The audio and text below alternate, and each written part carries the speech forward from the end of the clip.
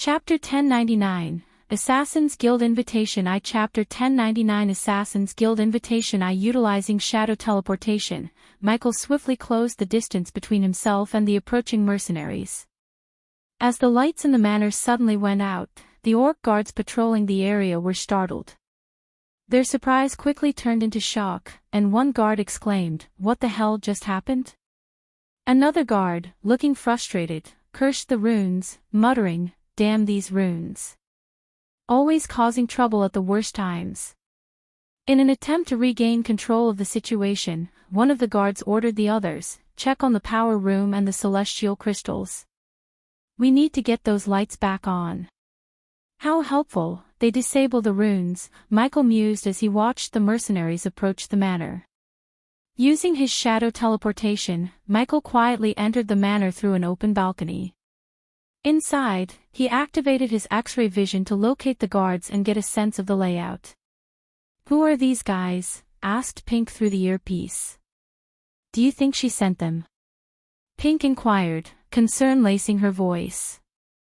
"Probably," Michael replied calmly, blending into the darkness of the room he had entered. It appeared to be some sort of storeroom, filled with cupboards, racks, and a table. As the mercenaries effortlessly leaped into the manor, Pink suggested, "Don't kill them. We might need to work with them in the future." Michael couldn't help but chuckle. "Aw.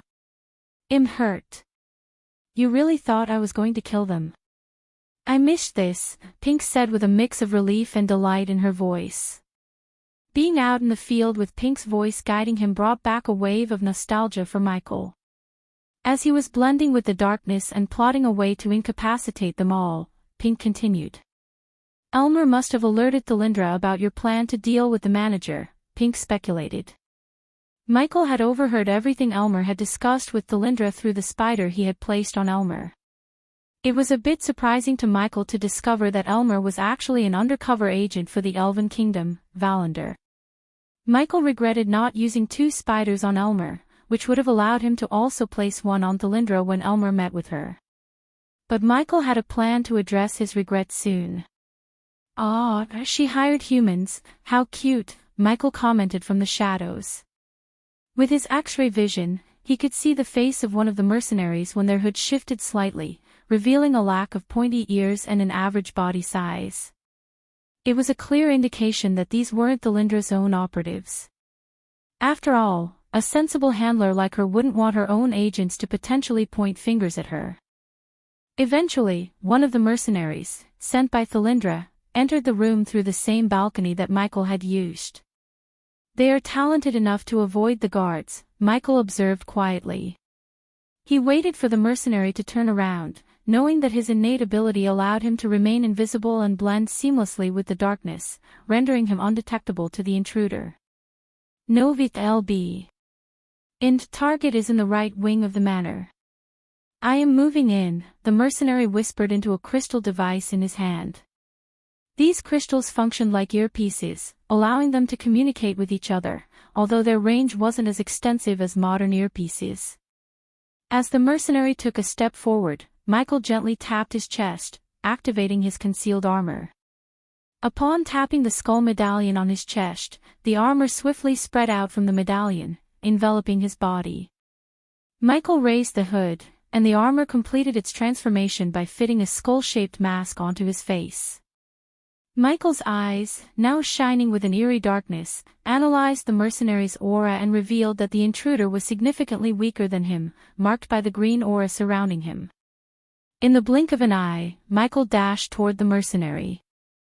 Before the mercenary could even sense Michael's presence, Michael struck him from behind with a powerful punch, rendering him unconscious. Swiftly, Michael caught the crystal the mercenary had dropped, preventing it from hitting the ground and shattering. The gray crystal pulsated slightly in his hand. Placing the crystal into a small compartment built into his waist armor, Michael retrieved several spiders and miniature drones from his inventory. "Drones and spiders are active. Be my eyes and ears," Michael instructed Pink. With the knowledge he had imparted to her and the runes embedded in the system, Pink could now connect to the mirrors in her safe house to receive feeds from Michael's spiders and drones.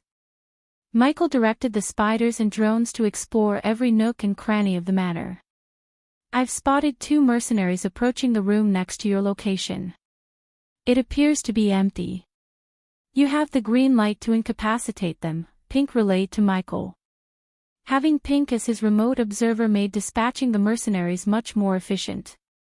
Utilizing his agility in the cover of darkness, Michael moved stealthily toward the room's doorway, positioning himself to intercept the mercenaries. The orcs are attempting to activate the backup crystals to illuminate the orbs. Time is of the essence, Pink updated him. One of the mercenaries conversed with the other, questioning their presence in this section of the manor. Why are we even in this part of the manor? The target isn't here. The other mercenary replied confidently, I know.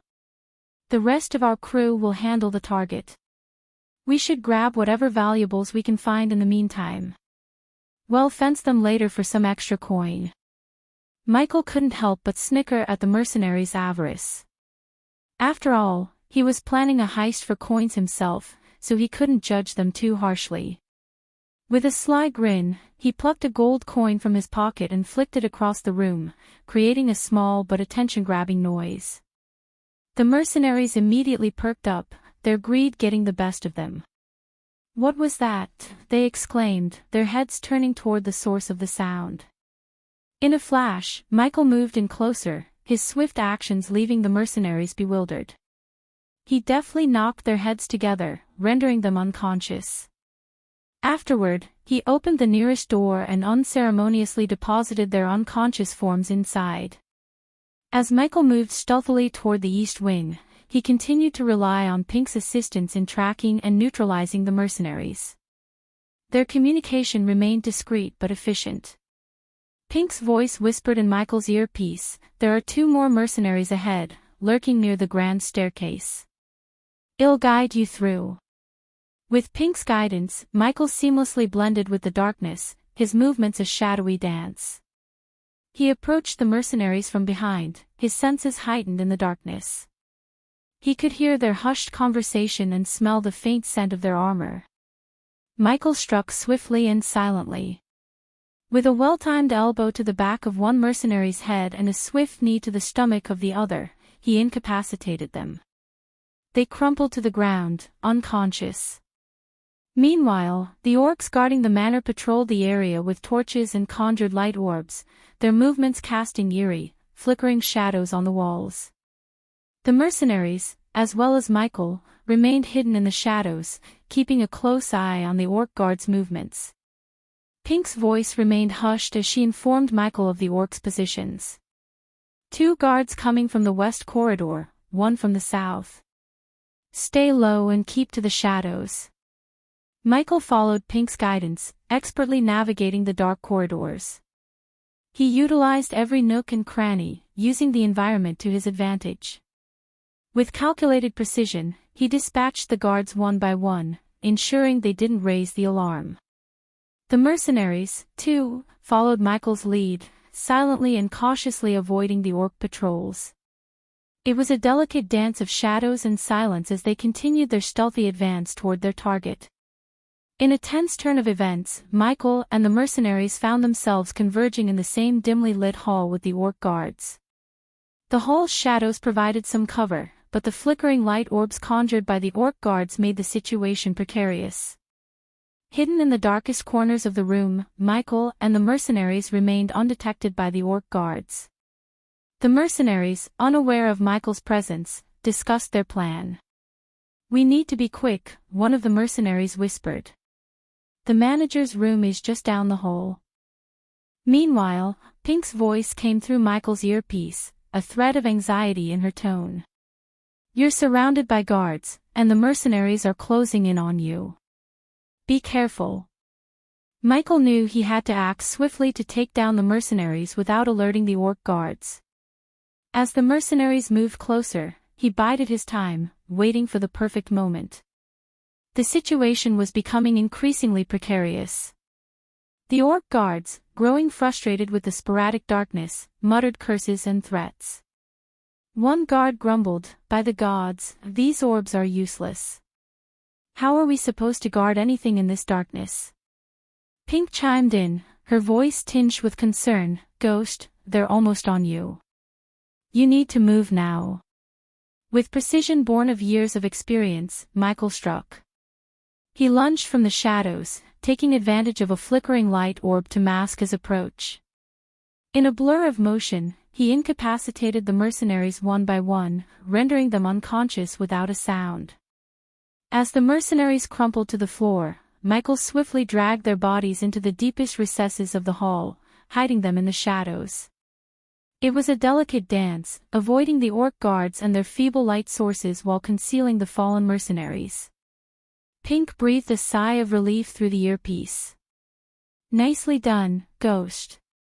Now, continue toward the manager's room. We're running out of time. With the mercenaries dealt with and the orc guards none the wiser, Michael resumed his stealthy advance, leaving no trace of the confrontation behind. With the mercenaries out of the picture, Michael proceeded stealthily through the manor's east wing, nearing the manager's room. However, just as he was a mere few doors away from his target, the orc guards, in a desperate move, activated the backup crystals. The result was an abrupt illumination of the manor as the runes and light orbs sprang to life, bathing the manor in light. As the light flooded the hallway, the distant orc guards noticed the unconscious mercenaries sprawled on the floor and shouted in alarm. Hey, lads, we got trouble here. Some folks tried to intrude, yelled one orc guard. What? Who the hell got past us? Sound the alarm. Call for backup, another orc barked. Be quick. They might be after the manager, a third orc exclaimed. Ignoring the chaos, Michael activated his X-ray vision. Simultaneously, Pink's voice sounded in his ear with a mix of shock and surprise. Ghost, you need to make your move now. Someone else has entered the manager's room, and he doesn't look like a mercenary, urged Pink, pushing Michael to storm the room without wasting a second. Chapter 1100, Assassin's Guild Invitation 2 Chapter 1100 Assassin's Guild Invitation 2 Michael pushed open the door and was met with a gruesome sight. A figure, draped in crimson-red robes, stood beside a pale-skinned man, who was tightly bound to a chair. The man's throat had been cruelly slit, and blood gushed out, pooling around the chair's legs. As Michael entered, he immediately recognized the figure in crimson, the Angel of Death, the same enigmatic being he had encountered at Raynar's temple. There was an eerie familiarity in those crimson eyes. The Angel of Death greeted Michael with a sinister grin and waved his hand casually, shutting the door behind Michael. Welcome, dear John, the angel purred, his voice chilling as death itself. What did you do? Michael demanded, his voice quivering with a mixture of anger and dread. The Angel of Death chuckled, his crimson eyes glinting with an unsettling amusement. The manager, you see, has called forth for death. It is only my duty to grant him the sweet release he desires. Michael was taken aback. Why? He asked, his voice still firm despite the shock. The angel merely shook his head, his smile never fading. Asking why is not my duty, dear John. My duty is to grant death. The Angel of Death chuckled softly, his eerie crimson eyes locked onto Michael's. Ah, John, he mused, using the name Michael had given to everyone in this world. Such a simple name, one that everyone forgets easily. Obviously, it's a fake name, but I don't ponder the real names of those I meet. My duty is singular, after all.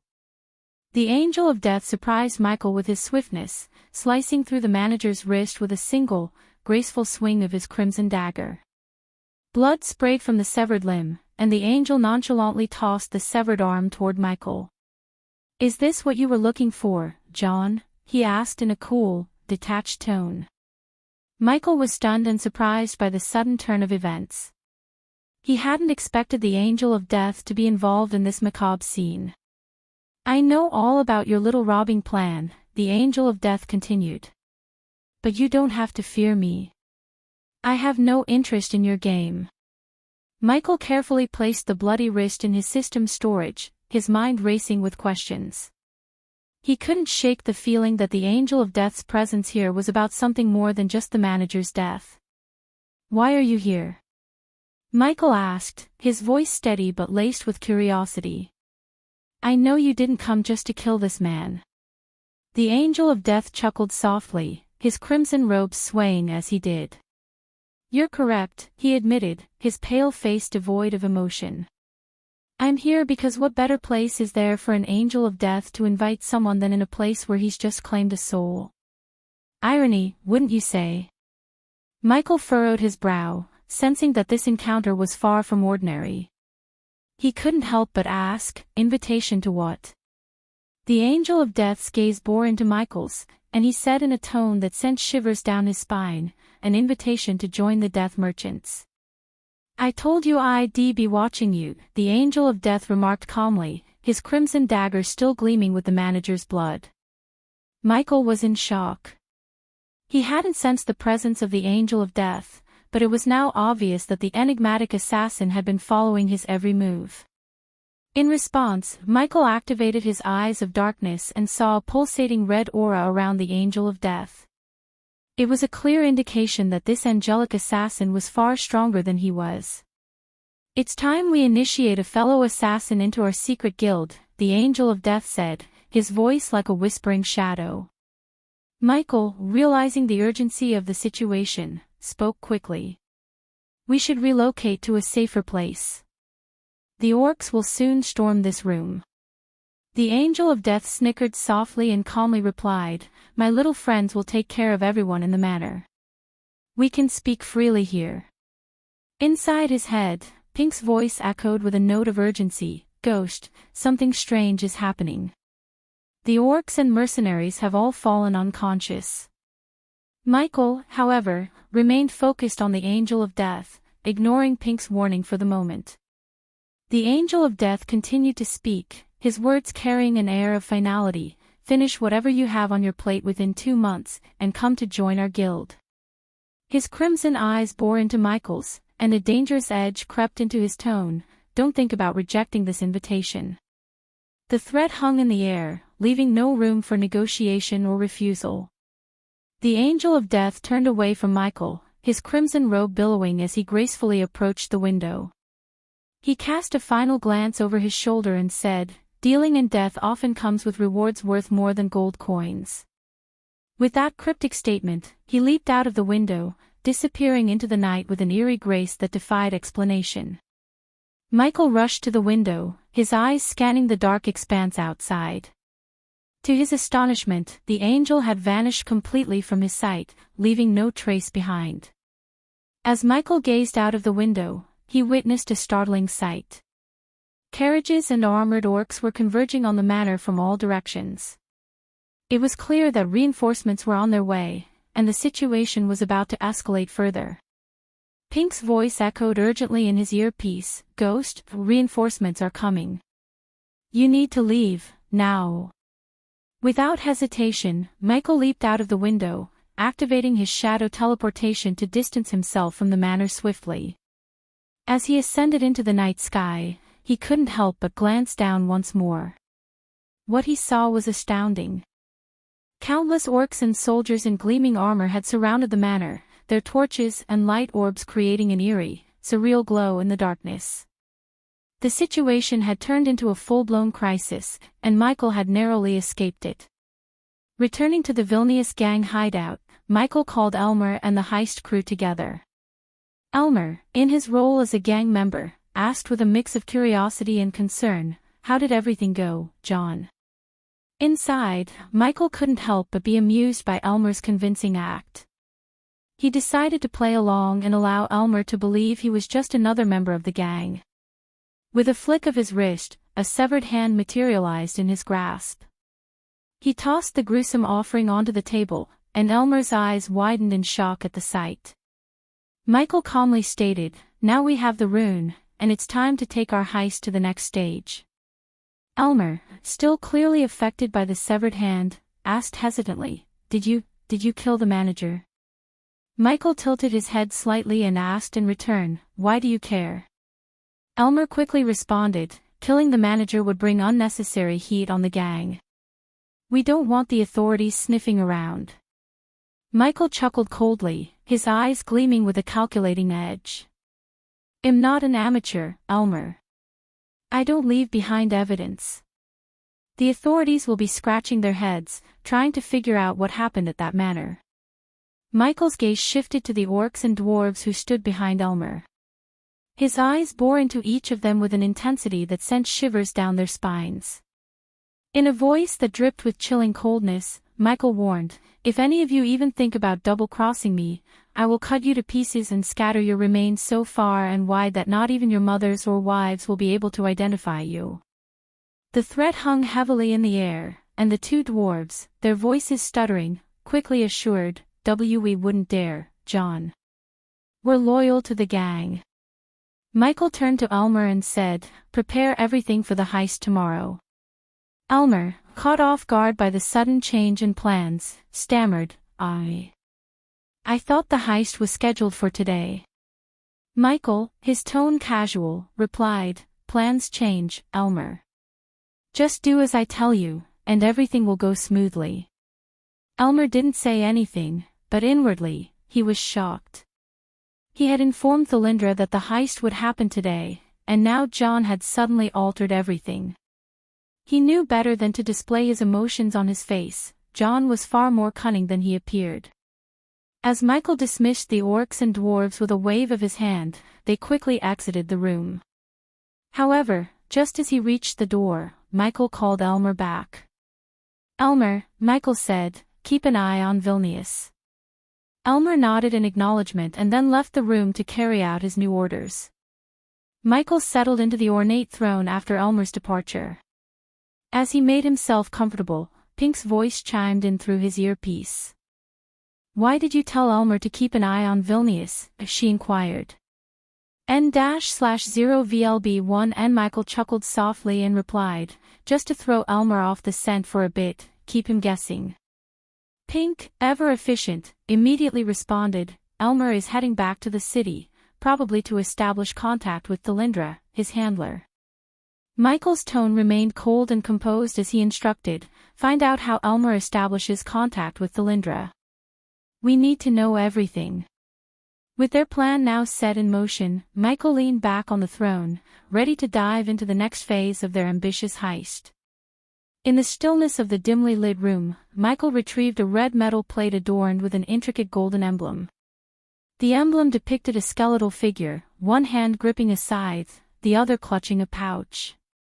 As he held the plate in his hand, Michael found himself pondering the cryptic intentions of the god of death and his angels. "What are they playing at with this guild?" he muttered under his breath. With a flick of his wrist, he turned the metal plate, revealing a blank, featureless back. He continued to contemplate the uncertain path that lay ahead, asking himself, "What awaits me in this guild of shadows?" Chapter 11:01, Harvest Day Heist I, Flawless Plan Nov, LB 1 NAS. The sun descended beneath the horizon in Duran. Elmer and his crew smoothly infiltrated the bustling city, their presence blending seamlessly with the celebratory crowd. The upcoming Harvest Festival, slated for the day after tomorrow, had momentarily relaxed the vigilance of the city guards. Their focus had shifted towards identifying potential threats, primarily anyone carrying weapons or volatile alchemical substances, which Elmer and his crew cleverly circumvented by storing their tools in specially designed space rings. Elmer's voice resonated softly through his earpiece as he reported their successful entry into the city. "We're inside the city." "Good," Michael's voice replied in his head, a technological marvel that still left Elmer in awe.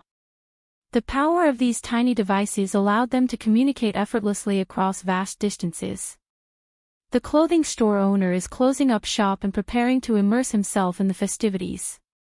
"It's your cue," Michael informed John, who was diligently monitoring the unfolding situation from his remote location, with the spider feeds granting him a comprehensive view of their surroundings. "We're en route," Elmer replied, as he navigated the lively crowd, making his way toward Eden's Garden, the coveted target, with the adjacent clothing store offering a discreet entry point for their impending heist. As Elmer and his crew approached their destination, they found themselves immersed in the heart of the festive crowd. Laughter, music, and the enticing aroma of street foods filled the air, while colorful stalls adorned with trinkets and delicacies lined the bustling streets. The night sky was illuminated with breathtaking fireworks, exploding in a mesmerizing display of vibrant colors, drawing exclamations of wonder and joy from the revelers. "Look at those fireworks, they're incredible," one spectator exclaimed, craning their neck to catch a better view. "Did you try those candied apples?" "They're amazing," chimed in another, holding up a sticky, glistening treat. Elmer momentarily allowed himself to be captivated by the festive atmosphere. He couldn't help but steal a glance at the bursting fireworks overhead. But Michael's voice crackled in his earpiece, snapping him back to the task at hand. "Elmer, stop gawking at the fireworks and get to the clothing store," Michael's voice urged, a reminder that their mission required unwavering focus amid the distractions of the celebration. With a nod, Elmer directed his crew towards the adjacent clothing store, determined to stay on course and execute their plan with precision. As Elmer and his crew reached their destination, they found themselves standing before Eden's Garden, a grand and alluring establishment. The adjacent clothing store, a two-story building made of colorful marble stones, displayed a fashionable mannequin behind a glass window, its garments catching the dim light of the evening.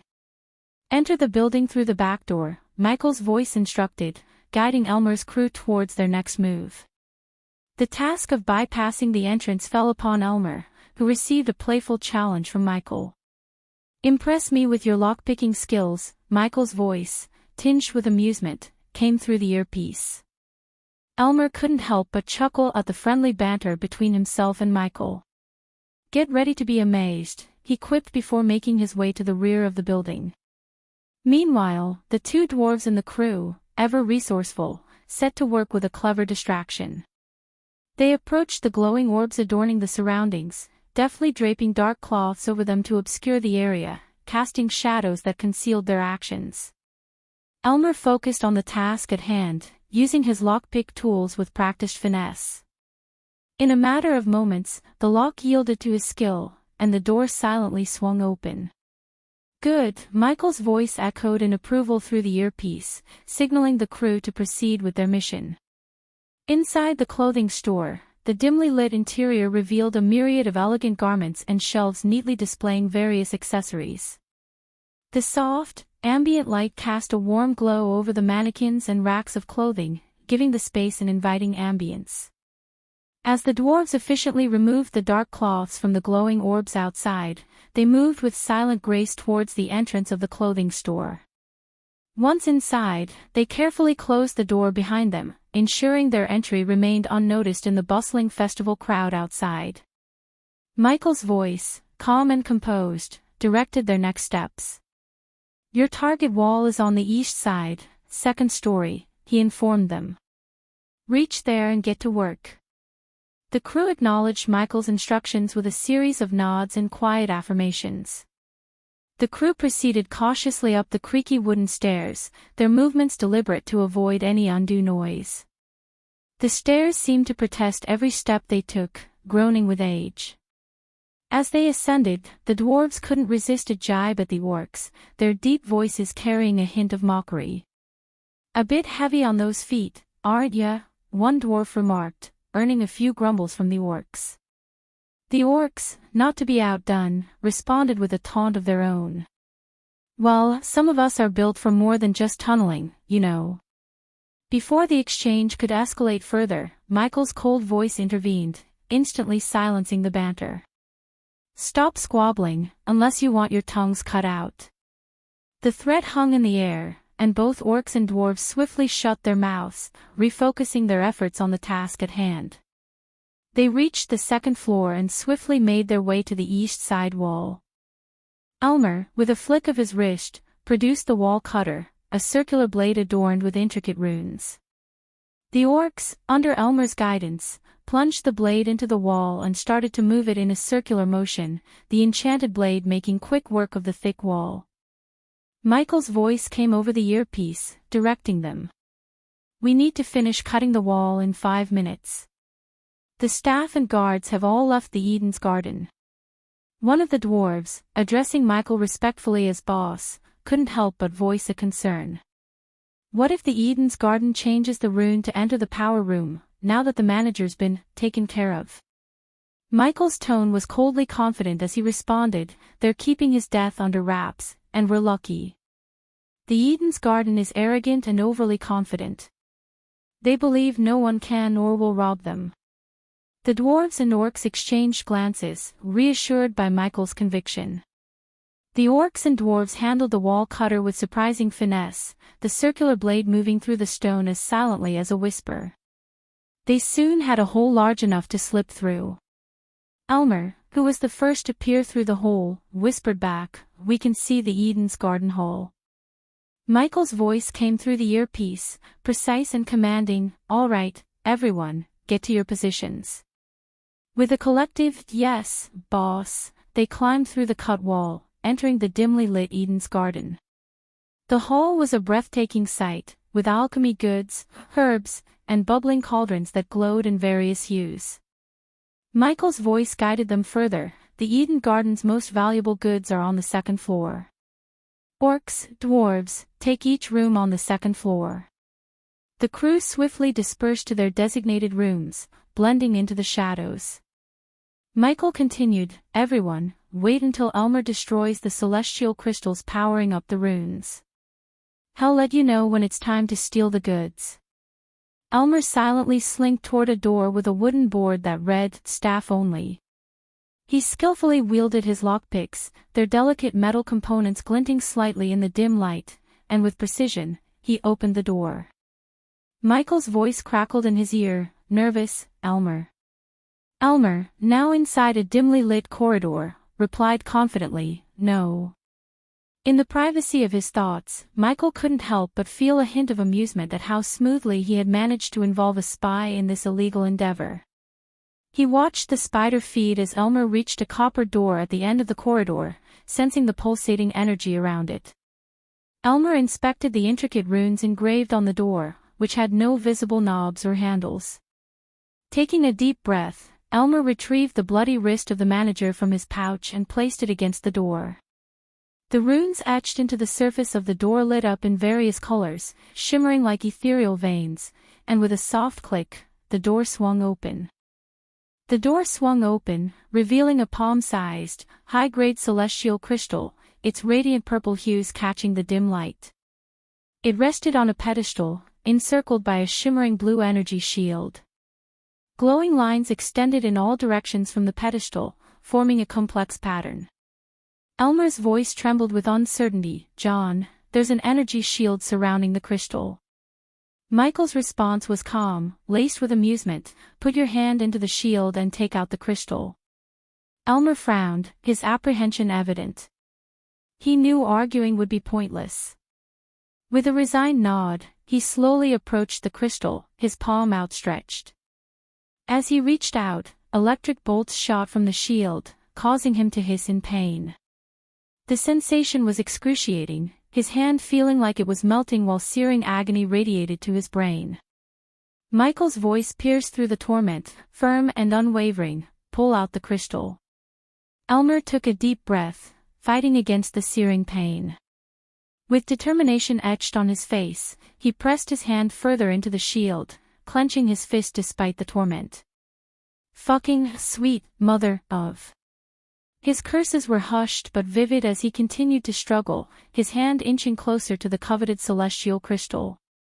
Michael's voice carried a tone of amusement as Elmer, through sheer determination, managed to pull the celestial crystal out of the shield. Michael cheered him on, saying, "Attaboy." In the immediate aftermath, Elmer couldn't contain his cry of pain. "Arg!" he exclaimed as the agony surged through his burnt hand when he yanked the crystal free from the shield. Elmer's hand was a mess, charred and trembling from the pain. Michael quickly instructed, "Pour the healing potion on your hand and drink another one." Elmer, his breath still coming in ragged gasps, nodded and took out 2 shimmering blue healing potions from his pouch. As he reached for the potions, he couldn't help but notice a sudden, eerie silence in the room. The intricate glowing lines that had previously covered the walls and floor faded away. Michael's voice broke the silence as he gave the order to the orcs and dwarves, "The runes are down. Steal everything you see." With a hint of humor in his voice, Michael quipped, "Well, looks like it's our harvest day, my friends." The dwarves and orcs raised their space rings, which promptly emitted a brilliant light. It was as though a miniature portal had opened, and every alchemical good in the room was drawn into the radiant beam and vanished into the depths of their space rings. Chapter 1102, Harvest Day Heist 2, Rats in the midst. As the stolen alchemical treasures vanished into their space rings, one of the dwarves couldn't help but mutter, "There's so much more we could grab." The allure of wealth and rare alchemical ingredients was hard to resist, especially when they were laid out in such abundance. However, Michael knew better than to let greed cloud their judgment. He responded with a stern warning, his voice tinged with urgency, "Greediness will land us in prison." His years of experience had taught him the value of discretion and timing. "Backup crystals will power up in 2 minutes, he continued, emphasizing the need for haste. "We leave through that door in 1 minute, N-O-V-E-L-B. And the dwarves and orcs understood the importance of Michael's words. With reluctance, they began to make their way towards the exit, their space rings filled with their ill-gotten gains. As the dwarves and orcs hurriedly made their way toward the exit, Michael contacted Elmer through the earpiece. "Watch the dwarves and orcs closely," he instructed, his voice filled with caution. "Make your way out of the building." Elmer acknowledged with a quick "Roger that," and started his own exit from the power room. His eyes fell on the high-grade celestial crystal, now in his possession. Uncertain of what to do with it, he asked Michael, "What should I do with this celestial crystal?" Michael's response carried a touch of humor, even in the midst of their risky heist. "We're here to rob, aren't we? Take the crystal with you." It was a reminder that their primary objective was to secure valuable goods, and this crystal certainly fit the bill. Elmer carefully placed the celestial crystal into his space ring, making sure it was secure. With their stolen treasures in tow, he continued to make his way out of the power room. In the dimly lit main hall of the Eden's Garden, the 2 dwarves, 4 orcs, and Elmer came together, their stolen treasures secure in their space rings. An orc spoke up, his voice filled with admiration, "John really outdid himself this time. Everything went so smoothly." Another orc chimed in, nodding in agreement. "Yeah, credit where it's due. John really impressed me." The 2 dwarves, however, were less enthusiastic about their exit. Greedily eyeing the remaining valuables in the hall, one of them grumbled, "We're leaving so much behind. We should clean this place out." To this, Michael responded with a sly sense of humor. "I can still hear you," he remarked, causing the dwarves to lower their voices and share a nervous chuckle. Elmer, ever the cautious one, intervened. "As much as we'd all love to stay and plunder further, we need to get out of here. The backup crystals will activate soon, and we don't want to be around when that happens." As Elmer and the crew were on the verge of leaving the hall through the same entrance they had sneaked in, a sudden and ominous turn of events unfolded. The runes etched into the walls of the hall came to life, casting an eerie glow that illuminated the entire space. Simultaneously, all the glowing orbs suspended in the air burst into radiant light. Elmer and his crew froze in their tracks, their hearts pounding in their chests as they exchanged fearful glances.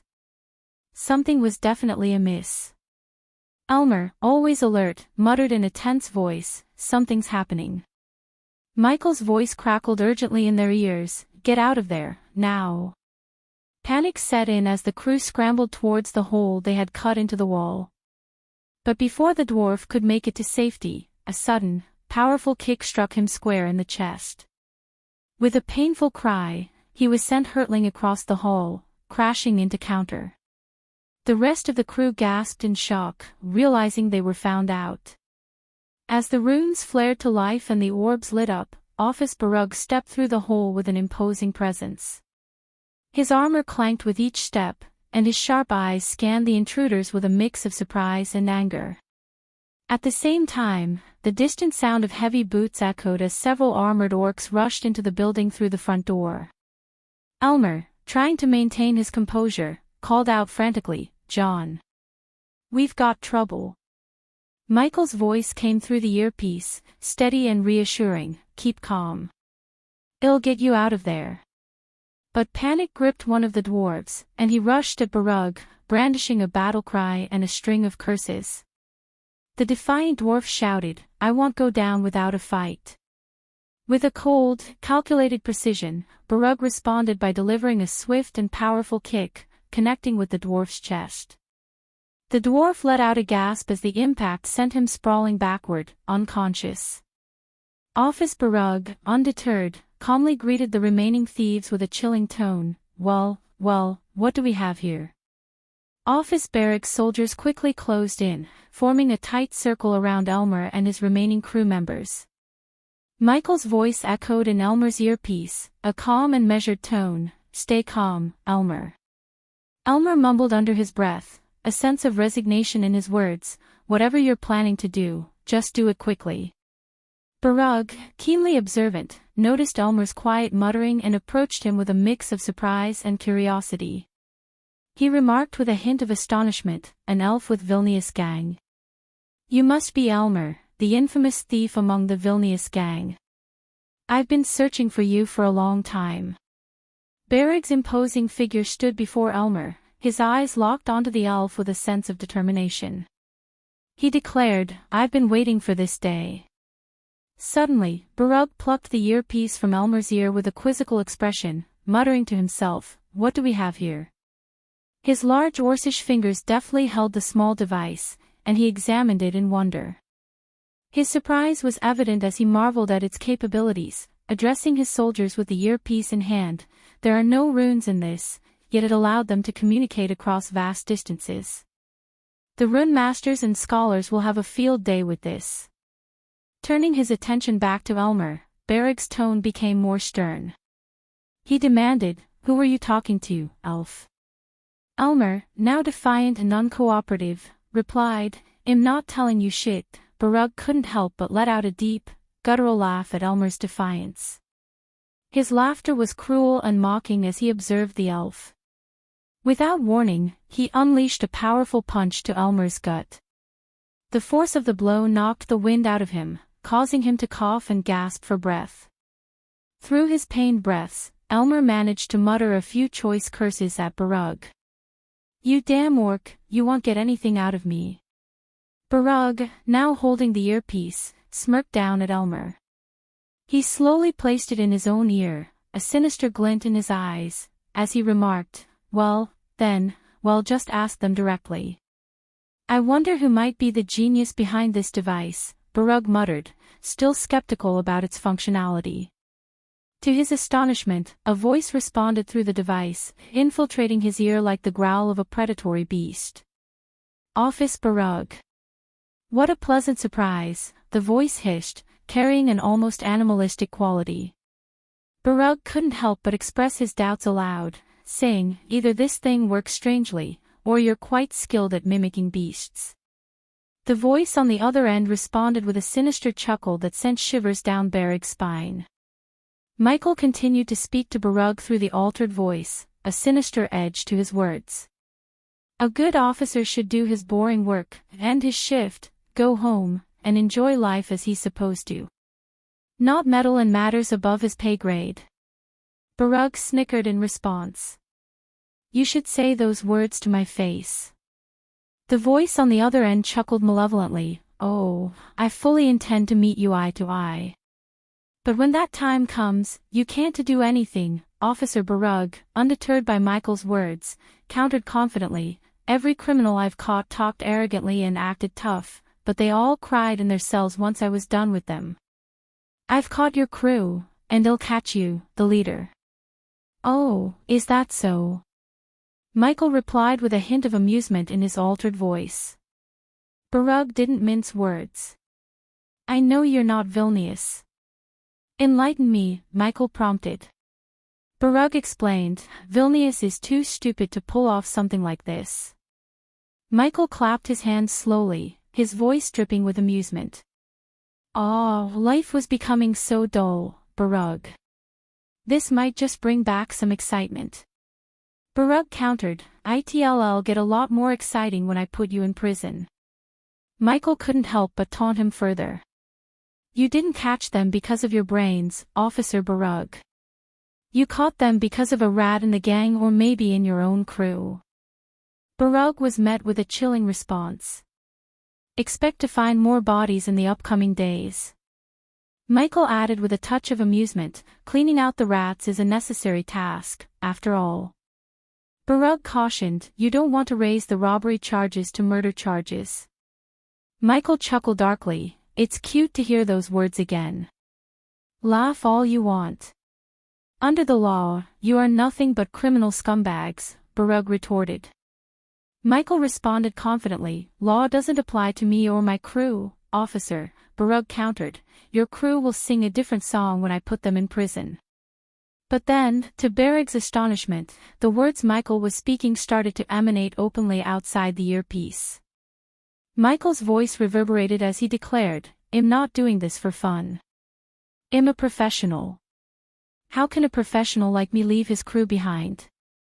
The room's lights flickered ominously as Michael continued speaking, sending shivers down the spines of Elmer and the crew. Barug, too, heard the voice, and it warned, I wish to see you, Officer Barug, and you'll get that chance sooner than you expect. Suddenly, everything plunged into pitch-black darkness. Chapter 1103, Plans of the Guardian Guild. Amidst the bustling crowd, a young man with a full beard and long, flowing black hair carefully cradled a steaming mug. The scent wafting from it was a fragrant symphony that caused heads to turn and noses to twitch. One passerby exclaimed, what is that heavenly smell? A woman next to him inquired, is it from that guy's mug? As the young man weaved through the crowd, people couldn't help but murmur their curiosity. It smells like fresh-baked bread. Or maybe cinnamon and apples? He finally reached the library, where a hush fell over the readers as they caught a whiff of the delightful aroma. One elderly scholar remarked, it's been ages since I smelled something so inviting. The young man threaded his way through the readers until he reached a secluded corner. His lips moved soundlessly as he muttered, poor bastards. Then, with a deft touch, he pulled a particular book from the shelf. A soft click echoed in the silence as the bookshelf swung open, revealing a concealed passage. The young man stepped into the dimly lit corridor, gently closing the door behind him. The secret passage led the young man down a winding staircase into the heart of the underground. As he reached the bottom, the passage opened into a grand, spacious hall. The vast chamber was alive with the diligent work of dwarves mining glistening golden orbs. One of the dwarves, his pickaxe striking true, looked up and caught a whiff of the aromatic brew from the young man's mug. Is that coffee from the Grand? He asked, momentarily distracted from his task. The young man chuckled, setting the mug aside on a nearby stone. Focus on your work before she catches you slacking off, he advised. Another dwarf, with a mischievous glint in his eye, chimed in, if we get caught, we can always use your name to escape, right? Amidst the laughter that followed, the young man grinned and replied, "Should kick my ass first and then probably bury you all." As he continued to make his way towards the center of the hall, a dwarf on his way to mine another golden orb muttered to his companion, "She seems really in the mood today." The young man, overhearing the remark, grinned wryly. Mood is an understatement. Then, as he walked away, one of the dwarves couldn't resist calling out to him, "Don't let them live, Ricky." In the center of the grand hall, Ricky beheld a grim tableau. 3 young men hung by their bound hands, their bodies bruised and battered, blood dripping from fresh wounds. Their faces bore the marks of a merciless beating, and their eyes held a mixture of pain and despair. Nearby, a young woman with raven-black hair, dressed in dark, imposing armor, leaned casually back in her chair. She was none other than the Dark Queen Gaia herself. At this moment, she was asleep, her chest rising and falling with each slow breath. Ricky approached cautiously, the mug of coffee in hand, and whispered, Dark Queen. Gaia's nose twitched, and her eyes fluttered open as the delightful aroma of the coffee reached her senses. She sat up, blinking away drowsiness, and regarded Ricky with an air of calculated indifference. Ricky's gaze drifted to the three men hanging nearby, their pain evident. He saw the stains of their blood on the ground and fresh wounds on their bodies. Gaia's fists were smeared with crimson, a testament to her interrogation methods. Quietly, Ricky stepped closer, standing behind her. Gaia turned her gaze toward him, her eyes piercing. With a sip of the coffee, she finally asked, "What took you so long?" Gaia, with a no expression, commanded Ricky, "Get them some healing potions." The three men, still hanging and weakly muttering, shook their heads and whispered, "No, no, no," in a feeble attempt to refuse. Ricky walked over to the dwarf stationed on the other side of the hole. With a simple nod, he signaled the dwarf, who promptly pulled down a lever. The mechanism activated, lowering the three injured men to the ground. Now, on the floor, they looked up at Ricky with desperation in their eyes and muttered weakly for help. "Please, help us."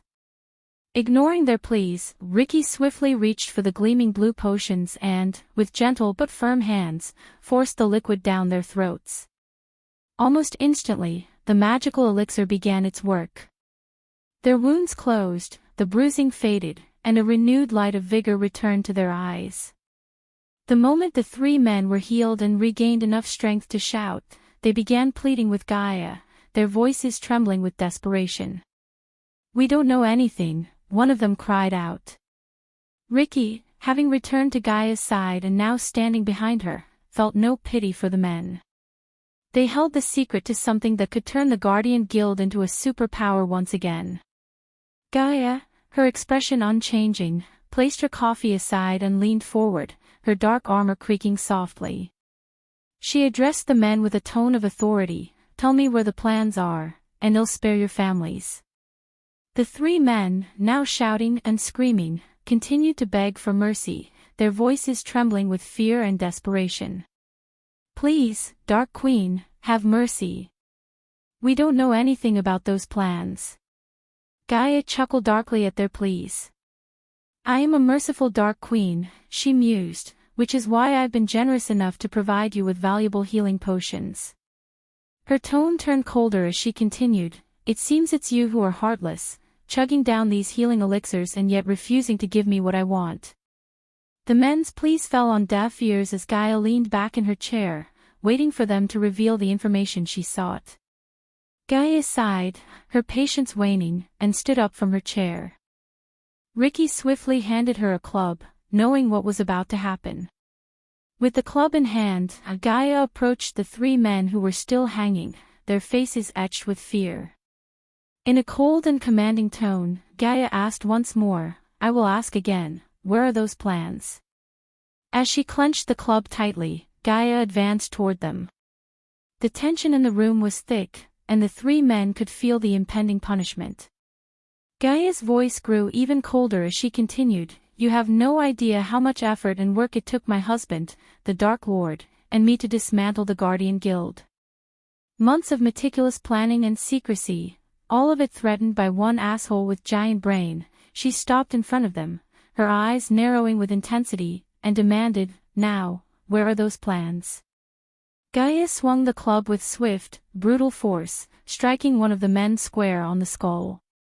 He cried out in agony as the blow sent searing pain through his head.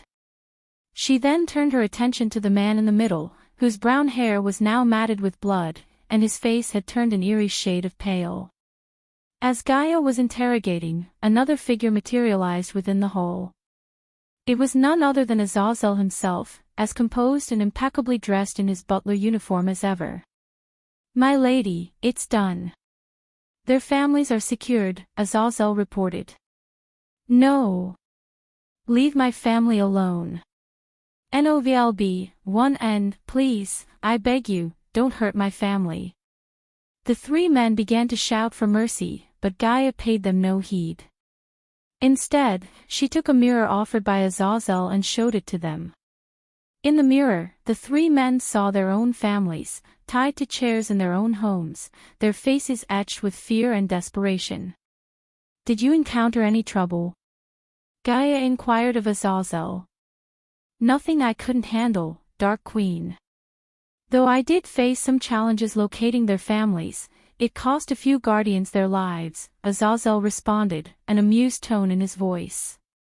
"You know what they say, a good guardian is a dead guardian," Gaia chuckled. "Azazel, would you like to give it a try? These assholes handpicked by Noah are pissing me off.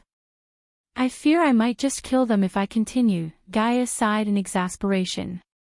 The three men hanging before her belonged to the Guardian Guild. Despite Michael's dismantling of the original Guardian Guild, Noah had seen it as an opportunity to establish his own version of the guild. As anticipated, Noah had meticulously reconstructed the Guardian Guild from the ground up, subjecting every guardian to rigorous physical and mental training.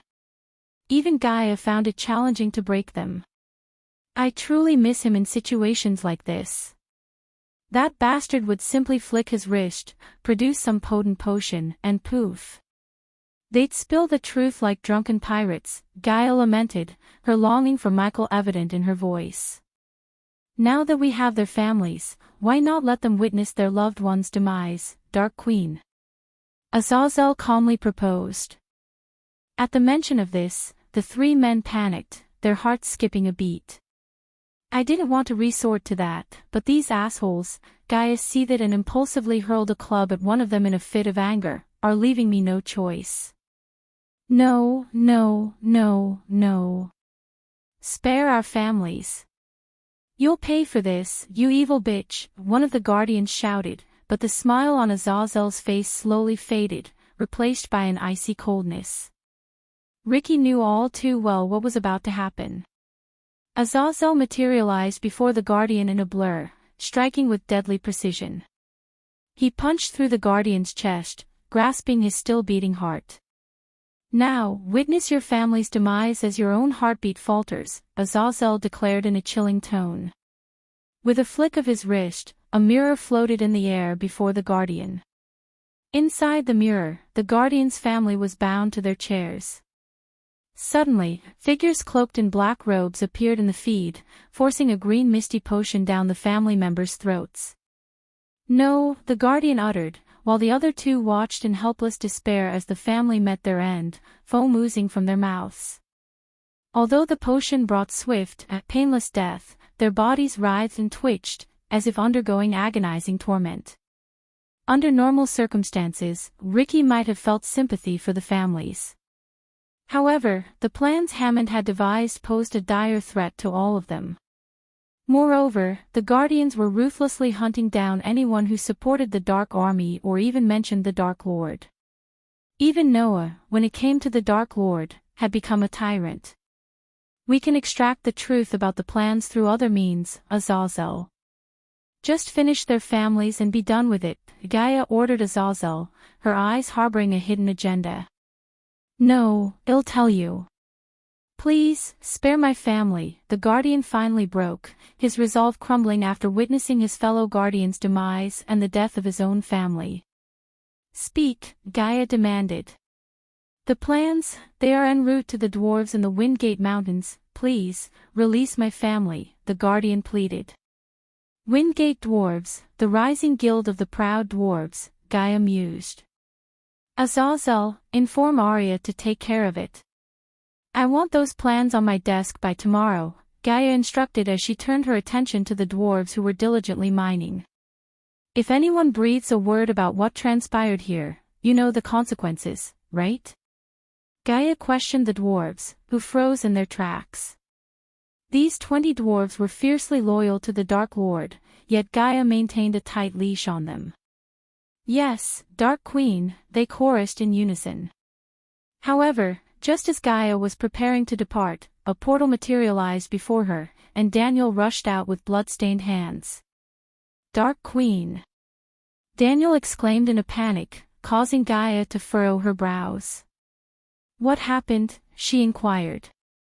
"It's Cindy, she. Daniel stuttered, clearly in shock.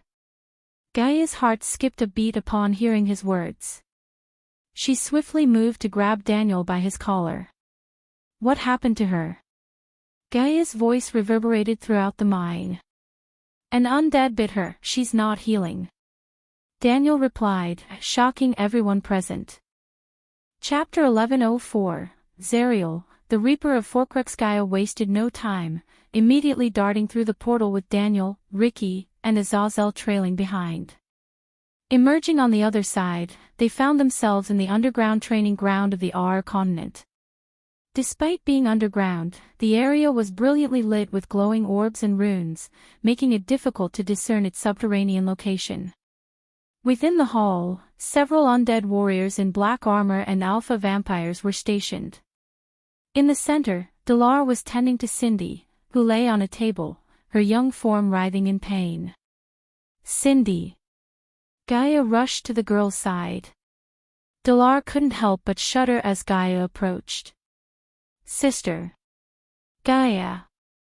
Cindy managed to say amidst the pain. Despite her tender age, Cindy displayed remarkable resilience, refraining from shedding tears as she bravely confronted the agony. Numerous empty vials lay scattered around Cindy, a testament to Delar's efforts to administer healing potions. Gaia's gaze focused on the blood seeping from Cindy's neck. She gently moved Cindy's small hands away, revealing the telltale bite mark on her neck. What happened? Gaia's voice thundered as she turned her fury towards Delar. The undead, it lost control and bit her. Delar mumbled, his voice barely audible. Gaia didn't pause for a moment's consideration. Instead, she swiftly pivoted and delivered a devastating punch to Delar's chest. The impact was so forceful that it sent him hurtling through the air for a distance of at least 10 meters. He crashed against the wall, coughing up blood before slipping into unconsciousness. It's not his fault. Cindy tried to interject, but Gaia was consumed by her fury. She cast her gaze upon the surrounding undead. With a simple raise of her hand, she conjured fiery arrows that streaked through the air, immolating every undead and alpha vampire in their vicinity. The scorching heat and the smell of burning flesh left everyone feeling queasy. Against Gaia's overwhelming power at the level 10 immortal stage, the undead had no chance. Bring Olivia to me now. Gaia bellowed as Ricky and Daniel produced a golden scroll and tore it open, generating a radiant portal. Without hesitation, they plunged into the portal, their mission clear, to retrieve Olivia. Just as Ricky and Daniel departed, another portal materialized, and Elidor stepped through. I heard what happened. Let me see her, Elidor urgently requested. His voice conveyed deep concern and worry. Even Azazel appeared anxious, for in the Dark Army, regardless of how cold or distant its members might be, they all adored Cindy. No one could bear to witness harm befall the young girl. You are not a healer, Gaia growled skeptically as she watched Elidor examining Cindy. No, but I understand energy. If the healing potion isn't working, it suggests that something is obstructing it. Some form of energy, Elidor explained. His words carried a weight that hinted at a deeper suspicion. Tell me she can be cured, Gaia demanded. Meanwhile, Azazel paid no attention to the conversation and gently applied a cloth to Cindy's neck to staunch the bleeding. Take her to my workshop, Elidor instructed after closely examining the bite mark. You're going to be all right. Gaia whispered softly as she cradled Cindy in her arms. The young girl, despite her pain, tried to muster a smile, showing her resilience and trust in Gaia. It tugged at Gaia's heart, burdened with the weight of responsibility. Stay here, Gaia instructed Azazel, leaving Cindy in his care as she followed Elidor through the portal. In the blink of an eye, the scenery shifted once again. Gaia found herself in a cluttered hall, strewn with countless books, scrolls, and scattered metal pieces engraved with glowing runes. It was Elidor's workshop, part of their safe house provided by Nithroel. Place her on that table, Elidor directed, indicating a sturdy mahogany table near a massive portal. As Gaia gently laid Cindy on the table, Ellider conjured symbols in the air, enveloping Cindy in a protective golden energy shield. "What is this?" Gaia inquired from outside the shield. "Just a precaution," Ellider replied cryptically. His words hinted at a deeper significance. The shield was designed to contain Cindy's soul in case their efforts to heal her failed. It would not prevent her death but would preserve her soul within the shield for a limited time, serving as a last resort and safety measure. "Please, don't tell Mom. Shed panic and never let me train again," Cindy pleaded. Her words weighed heavily on Gaia's conscience. It was her influence that had inspired Cindy to become a fighter like herself. "I should have never let her train with those abominations," Gaia muttered, self-blame creeping into her thoughts. "He never liked self-loathing," Ellider remarked as he continued to search through scrolls and books. "Well, he's not here, is he? He dumped everything on my shoulders and went off to do who knows what." Gaia vented her frustration and helplessness, scolding Michael in his absence. "He left because he trusts us to handle things. And if I'm correct about this, we might find a way to contact him again," Ellider responded calmly, surprising Gaia. "What are you hiding, Ellider?" Gaia inquired with a stern tone. "The god of necromancy," Ellider replied as he approached Gaia, holding a glass orb engraved with several runes. "What on earth are you talking about?" Gaia asked, her curiosity piqued. "Look, this is the orb Arya stole from the Kethan temple."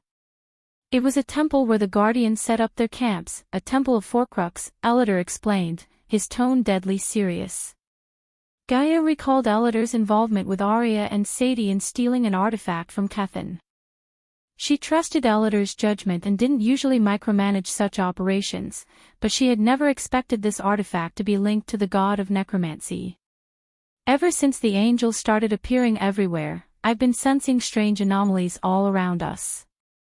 One of those anomalies, I detected within the undead," Ellider continued, revealing his growing interest in ancient artifacts since Michael's departure. "You're not making any sense. What anomalies are you talking about?"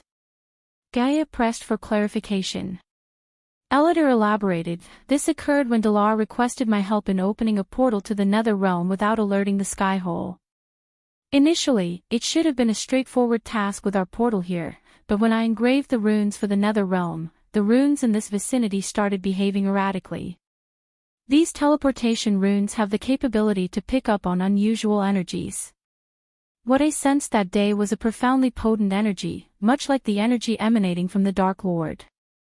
He continued, "It was the energy of a god, entering the Nether Realm like a surge.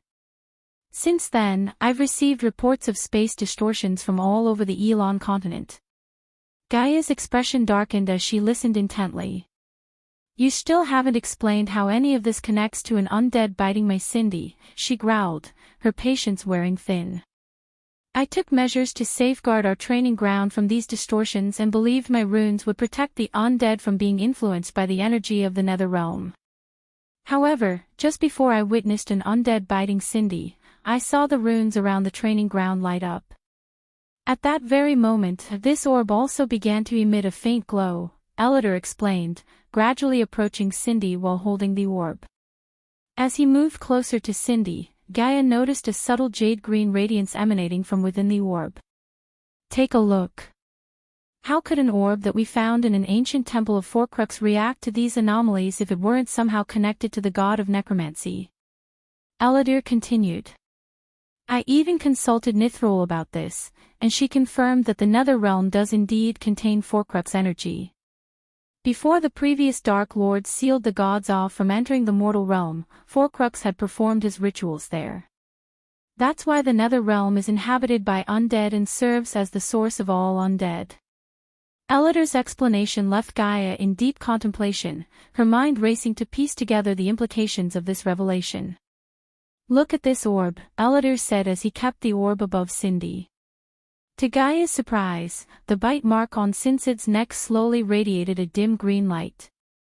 Bathed in the golden light of the protective shield with the mysterious orb nearby, Gaia and Ellider could discern peculiar green lines coursing through Cindy's body. Their attention was fixated on the little girl as she suddenly tilted her head and gazed at them from within the shield. "You foolish mortals," an evil and chilling voice emanated from Cindy. Her once blue eyes now glowed an eerie shade of green, and her voice bore an entirely different tone. It was evident that someone or something else had taken control of Cindy's body. "You've been tapping into my powers without my permission. This has gone on long enough." Cindy slowly rose, her hand resting against the golden shield. She tilted her head, regarding Gaia and Eladir with an unsettling coldness. "Who are you?" Eladir inquired, while Gaia clenched her fists in readiness to unsheath her sword. "You can call me Zariel, the Reaper of Forkrux." Chapter 1105. Cindy is not Cindy anymore. The sudden emergence of Zariel, one of the Reapers in the service of the god Forkrux, left them all deeply unsettled.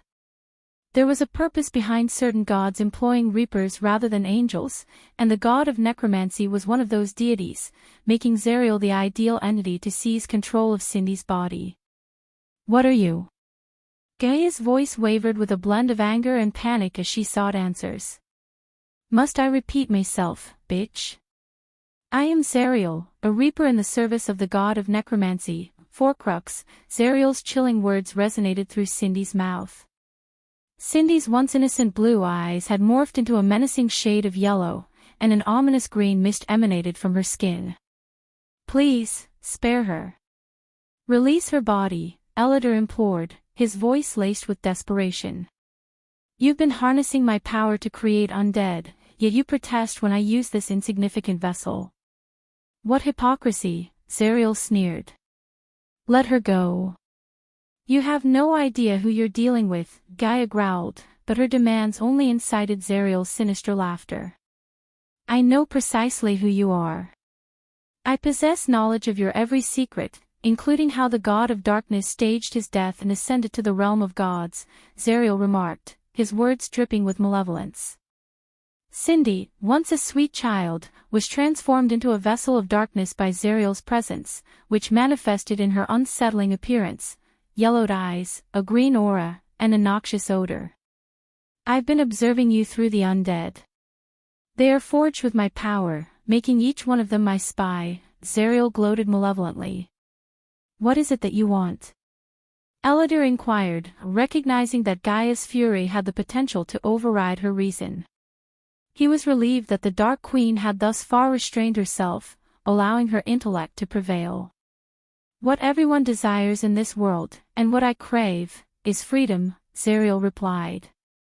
"It'll be unequivocal. I want to break free from my prison in the Nether Realm, and you are going to facilitate that. If you fail, bid farewell to this child," Zariel declared. Before Gaia and Eladir could react, Zariel seized control of Cindy's arms, forcing her to scratch her own face. "Stop!" Gaia shouted in horror as blood trickled from the scratches. Zariel, inhabiting Cindy's body, merely chuckled. "If this child's life isn't valuable to you, consider that I know every detail of your deeds. It would take me mere moments to report the god of darkness to Forkrux. If he didn't personally deal with your Dark Lord, had unleashed the entire pantheon upon him. We wouldn't want that, now, would we?" Zariel asked, leaving Gaia and Eladir with no room for defiance. "Now, utilize the artifact you unearthed to locate my prison in the Nether Realm. Hurry, time is running out, especially for this child," Zariel commanded, chasing them away. But Gaia and Eladir remained rooted in shock and helplessness. "I said go!" Zariel roared, causing cracks to appear in the golden shield enveloping Cindy. He then raised her arm and twisted it, breaking it with a sickening snap. "No!" Eladir cried out. "Please, don't hurt her." Gaia pleaded, but Zariel merely laughed, leaving Cindy's arm grotesquely contorted. "We're going." Eladir grabbed Gaia by the hand and led her out of the hole. Once they were outside the hall, Gaia vented her fury by punching the wall, causing it to crumble. "I'm going to kill him, tear him apart." "Arg!" Gaia roared, her eyes welling up with tears. We must do as he says, Dark Queen, Elidar advised. This orb, Elidar examined the glass orb in his hands. Did this wake him up? Elidar inquired cautiously. Gaia directed her fierce gaze at Elidar. She couldn't help but wonder if Elidar's excavation of the orb had indirectly led to Cindy's possession by Zerial. Feeling the intensity of Gaia's glare, Elidar instinctively took a step back. However, a teleportation vortex materialized nearby, sparing Elidar from Gaia's wrath. Gaia, what happened to Cindy? Let me see her. Olivia emerged from the portal, her face etched with panic and concern. Don't go inside, Elidar halted Olivia, with Ricky and Daniel following closely behind her as they stepped out of the vortex. Why? Azazel said she's here. Where is she? Olivia inquired anxiously. What happened? Olivia's gaze shifted from the cracked walls to the murderous intent in Gaia's eyes and the worry in Elidar's voice. Dread washed over her as she considered the worst. Cindy is possessed by a Reaper of Forcrux, the god of necromancy, Elidar revealed, sending shivers down their spines. Daniel and Ricky trembled at Elidar's words, while Olivia stood there in disbelief. Possessed? By a Reaper? Olivia's frown deepened as she sought clarification. The bite from the undead was a method used by Zerial to possess Cindy. He's been monitoring us through the undead in the nether realm, Elidar explained, recognizing that Gaia was in no mood to explain. Zerial? Is that the name of this Reaper? Olivia questioned. He's also the origin of all the creatures in the nether realm. He claims we need to free him from his prison there, or hell kill Cindy, Elidar clarified.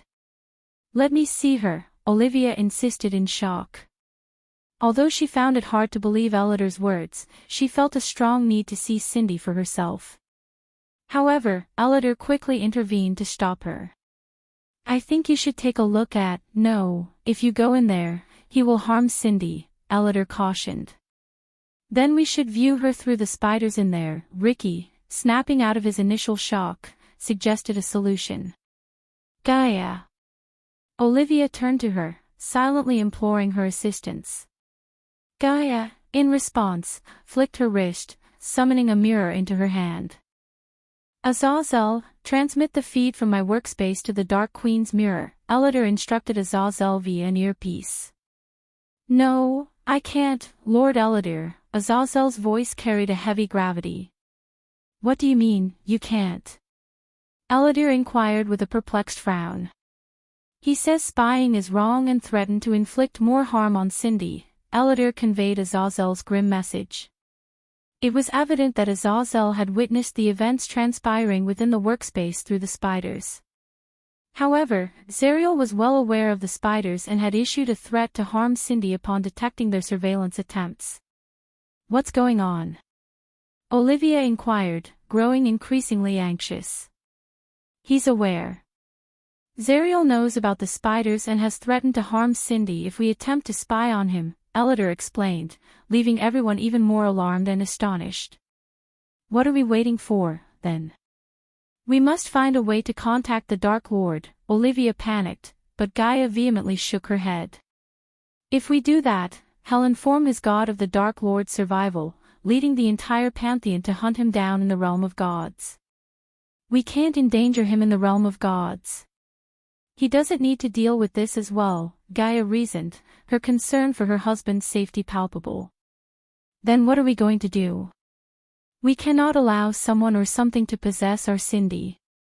What are we going to tell Raylene? Olivia inquired with a worried tone. Well, do what he asks and keep it all from Raylene until we've reclaimed our Cindy, Gaia responded sternly, her tone leaving no room for debate. You two stay here in case he contacts us, she instructed Ricky and Daniel. Though they were fearful, they nodded in agreement and positioned themselves as vigilant guards just outside the door. Gaia then contacted Azazel, who responded with an undertone of restrained bloodlust. Dark Queen, is there anything I can do to assist? Azazel inquired. Yes, arrange an emergency meeting with Nithroel. We need to gather information about who we're dealing with. She might be the only one who can provide insights about Zariel, Gaia directed before making her way to the meeting hall. During her journey to the hall, Gaia remained silent, not exchanging a word with Eladir. Upon their arrival, they were greeted by an ornate golden door with intricate designs. Upon opening it, they found themselves in a room with a circular marble table and a large mirror adorning one wall. I told you this isn't the right time for us to meet, Gaia. Nithrol's visage appeared in the mirror. The goddess of Hunt and Empress of Gondolin appeared as regal as ever, her golden hair flowing and her royal blue robes adding to her majesty. It's important, Nithrol, Gaia asserted. Given her position as the Dark Lord's wife, Nithrol allowed Gaia to address her by name rather than using honorifics. It had better be. I'm in the midst of a war with the dwarves, Nithrol responded, a trace of annoyance detectable in her voice. What do you know about Zariel? Gaia inquired, her voice laced with concern. Upon hearing the name Zariel, Nithrol's countenance shifted immediately. Her brow furrowed deeply, and her eyes exhibited an unmistakable discomfort, as though she had heard a name she wished never to encounter. Whatever you're contemplating, abandon it. Keep as far away as possible from that reaper, Nithrol admonished sternly. Even as a goddess of the hunt, she appeared visibly disturbed by Zariel's name. This reaction deepened Gaia and Eladir's unease regarding Cindy's fate. He has taken possession of Cindy, Nithrol, Gaia explained, her voice faltering with emotion. Idiots! Nithrol exclaimed, her powerful voice causing the mirror on the wall to crack, forming several fissures that did not shatter. I don't even want to know how you allowed that to happen. You have no comprehension of the horrors he's capable of. Without the Dark Lord, you stand no chance against him. Please, tell me you've at least contained him somewhere, Nithrol implored, her voice carrying the weight of urgency. He wants us to release him from his cage in the Nether Realm, Eladir disclosed. Don't. Nithrol's roar resounded once more. Some things are better left buried, hidden in the darkest recesses of existence, Nithrol said with a tone of gravitas. Her gaze was resolute, emphasizing the magnitude of their dilemma. It was clear she had a deep and unsettling familiarity with Zariel. Gaia and Eladir exchanged worried glances, realizing that their situation was more dire than they had imagined. If you break him out of his cage, hundreds of innocent children and people will suffer and die, Nithrol continued, her voice tinged with anguish. You can't save Cindy by releasing that monstrosity. Sometimes, it's better to let one child die than to allow hundreds more to suffer such a fate. Fuck that. I won't let Cindy die, not in a million years. I will find a way to save her, and if that means breaking him out, I will do it with or without your help, Gaia declared resolutely. Nithrol understood that Gaia was unyielding in her determination, and trying to persuade her otherwise would be futile. We must discuss this in person. I hope to make you see reason when I share more about Zariel and the god he once served, Nithrol stated, emphasizing Zariel's past allegiance to Forkrux. There was an underlying mystery surrounding Zariel's imprisonment, and Gaia was about to uncover it through Nithrol's revelations. Chapter 1106, On to the Next Kingdom in the Realm of Gods. 15 days had slipped by since the daring heist in Eden's Garden. After thoroughly thrashing Barug and his henchmen, Michael had ensured the safe exit of his crew and then expertly refined the stolen alchemical goods into valuable pills and potions. At that moment, he found himself seated in an opulent restaurant renowned for its delectable orc cuisine. As Michael savored a bite of the sumptuous honey-glazed chicken, a female orc maid approached his table with a warm smile. She couldn't help but admire the confident aura that surrounded him. How is the honey chicken, sir? She inquired politely. Michael, his charming smile captivating the orc maiden, nodded approvingly. It's fantastic, absolutely delightful, he replied with genuine appreciation. The restaurant itself was a masterpiece of elegance, with intricate wooden carvings adorning the walls, soft, dim lighting casting a warm ambience, and lush greenery providing a natural touch. The maids and waiters glided gracefully among the tables, ensuring that every guest received impeccable service in this refined establishment. The orc maid, her attention undivided, asked with a courteous tone, "Is there anything else you'd like, sir?" Before Michael could respond, his sharp eyes caught sight of two figures approaching his table, both wearing hoods that concealed their faces. It was none other than Elmer and Vilnius. Michael maintained his calm composure, nodding to the orc maid. "Yes, please. I'd like 2 more plates of this exquisite honey chicken and a glass of your famous cold apple juice for me," he ordered. The orc maid acknowledged his request with a nod, her green-skinned features reflecting a polite demeanor as she said, "Of course, sir. I'll bring that right away." As she turned to leave, Michael gestured at Elmer and Vilnius to take the seats opposite him. "Join me," Michael invited them, a secretive smile dancing on his lips. "Vilnius," Michael began, his voice tinged with anticipation, "I hope you brought me my cut from the heist." Vilnius nodded, a sly grin playing on his face as he slid a silver space ring across the table toward Michael. With a satisfied gleam in his eyes, Vilnius explained, "I've fenced all those pills and potions in the black market. We made a whopping 3 million gold coins from the entire haul." Michael raised an eyebrow, impressed. "Good work. And the underworld?" 20% cut to Vilnius' bosses, whom he never met, irked Michael in the wrong way. However, it was a necessary payment to avoid an unnecessary battle. If Michael was stronger, he could have refused to pay them. But since it wasn't the case, Michael had to swallow the loss. "Ah, you know the drill," Vilnius replied. 20% off the top, as always. That's 600,000 gold coins gone right there. Michael calculated quickly. So, we're left with 2,400,000 gold coins. What about our crew and the rest of the gang? Vilnius leaned in and whispered, 30% of the total, which is 900,000 gold coins, is tucked away in that silver ring for you. The rest, shared between Elmer, our crew, and the rest of the gang. Michael smiled, his fingers tracing the edge of the ring. "Excellent work, Vilnius. You've earned your keep." Michael leaned back in his chair, a look of mild irritation crossing his face. "I don't like that 20% going to the underworld and those secret bosses of yours, Vilnius. But well, let that slide for now." Vilnius nodded in agreement. "Sometimes, it's better to keep the peace, boss." Michael shifted his attention to Elmer. "What about Barug? Did he give you any trouble?" Elmer leaned in, his voice hushed. "The entire Eden's Garden army is out searching for you, boss. It's dangerous to be out in the open like this, right under their noses. Don't worry, Elmer. Eden's Garden will be looking everywhere except their own territory. They'll assume we've fled the kingdom. It's better to hide in plain sight, my friend." Michael chuckled softly, a glint of amusement in his eyes. Michael leaned in, his voice lowered to a hushed tone. "Now listen carefully. I have to leave Durin for a few weeks. Don't do anything while I'm away. Lay low and keep your heads down. Since the Harvest Festival is coming to an end, don't come into the city unless you want to get caught. Soon, I will contact you both for another heist." Elmer raised an eyebrow. "Are you going to case the place?"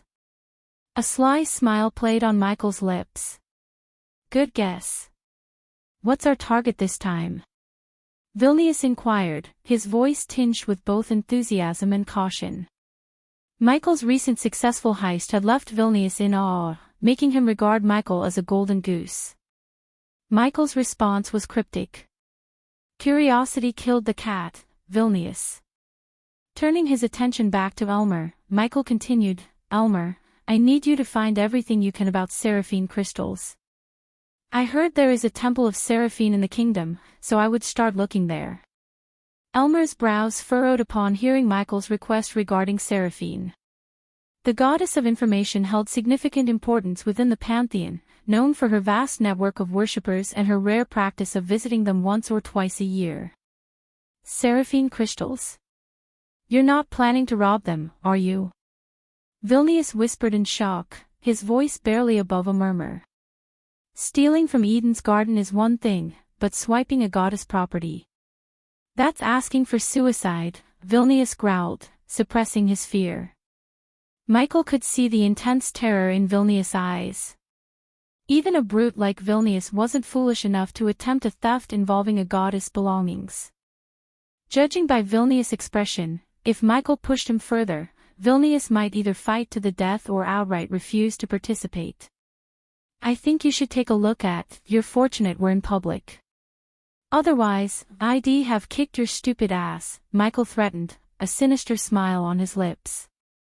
But before Vilnius could retort, the Orcish waitress approached them, bearing 2 plates of golden honey chicken. Here you go, my lords, she said. Is there anything else you'd like to try? She inquired. However, Michael shook his head. No, just bring us the bill, please, he requested. Just give me a moment, the waitress replied before departing to prepare their bill. I only said to gather information about those crystals, not to steal them, Michael clarified. Upon hearing his words, Elmer and Vilnius couldn't help but sigh in relief. Elmer, you're to learn everything about those crystals and the temple. Just gather information, no stealing, Michael instructed before the waitress returned with the bill.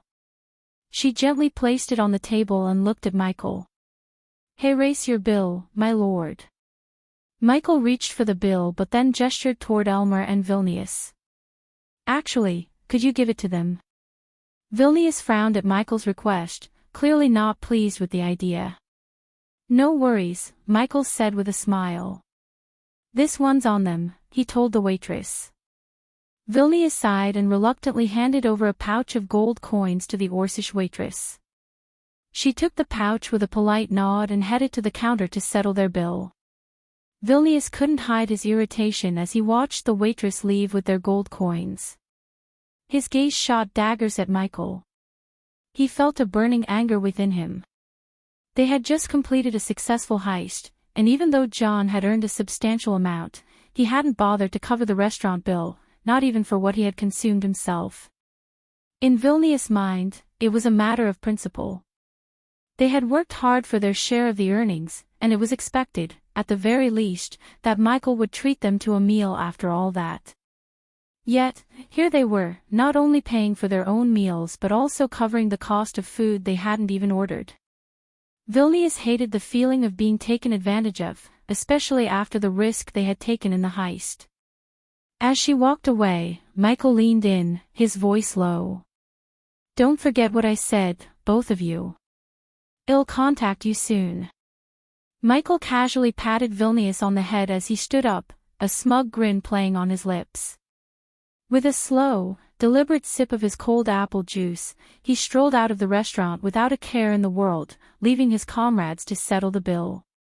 As Michael disappeared from view, Vilnius couldn't contain his frustration any longer. What an asshole, he muttered under his breath, his voice laden with annoyance. Elmer, who had been observing the scene with amusement, couldn't help but chuckle at Vilnius' remark. It was a chuckle that further fueled Vilnius' anger. As Michael stepped out of the restaurant into the bustling crowd, Pink's voice buzzed in his earpiece. Gilrud is waiting for you at the Runemaster's Guild, Pink informed him. 15 more days until the auction, Ghost. Once we get our hands on that book, we can officially start planning Raynar's assassination, she added with determination. Michael continued to walk through the lively streets, taking casual sips from his apple juice as he listened to Pink's insights. Don't get too confident, Pink. We still don't know for sure if that book holds the information we need, Michael cautioned. If he had the immense fortune of 3 billion badass points, he could simply obtain the necessary information from the system. However, he lacked both the points and a quick method to acquire them. Therefore, the plan was to steal the book written by an angel of Seshit, the goddess of wisdom. Dagon and the orcs in Durin seemed to think it's valuable. I'm willing to bet it contains information on how to slay a god. Otherwise, Dagon's minions wouldn't be so eager to get their hands on it, Pink explained, her voice oozing confidence.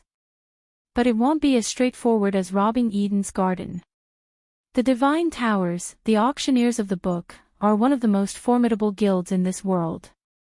They have state-of-the-art defense arrays and several cultivators in the soul ignition realm. If we're going to do this, we need to be at our best. Otherwise, you're as good as dead, Pink warned Michael.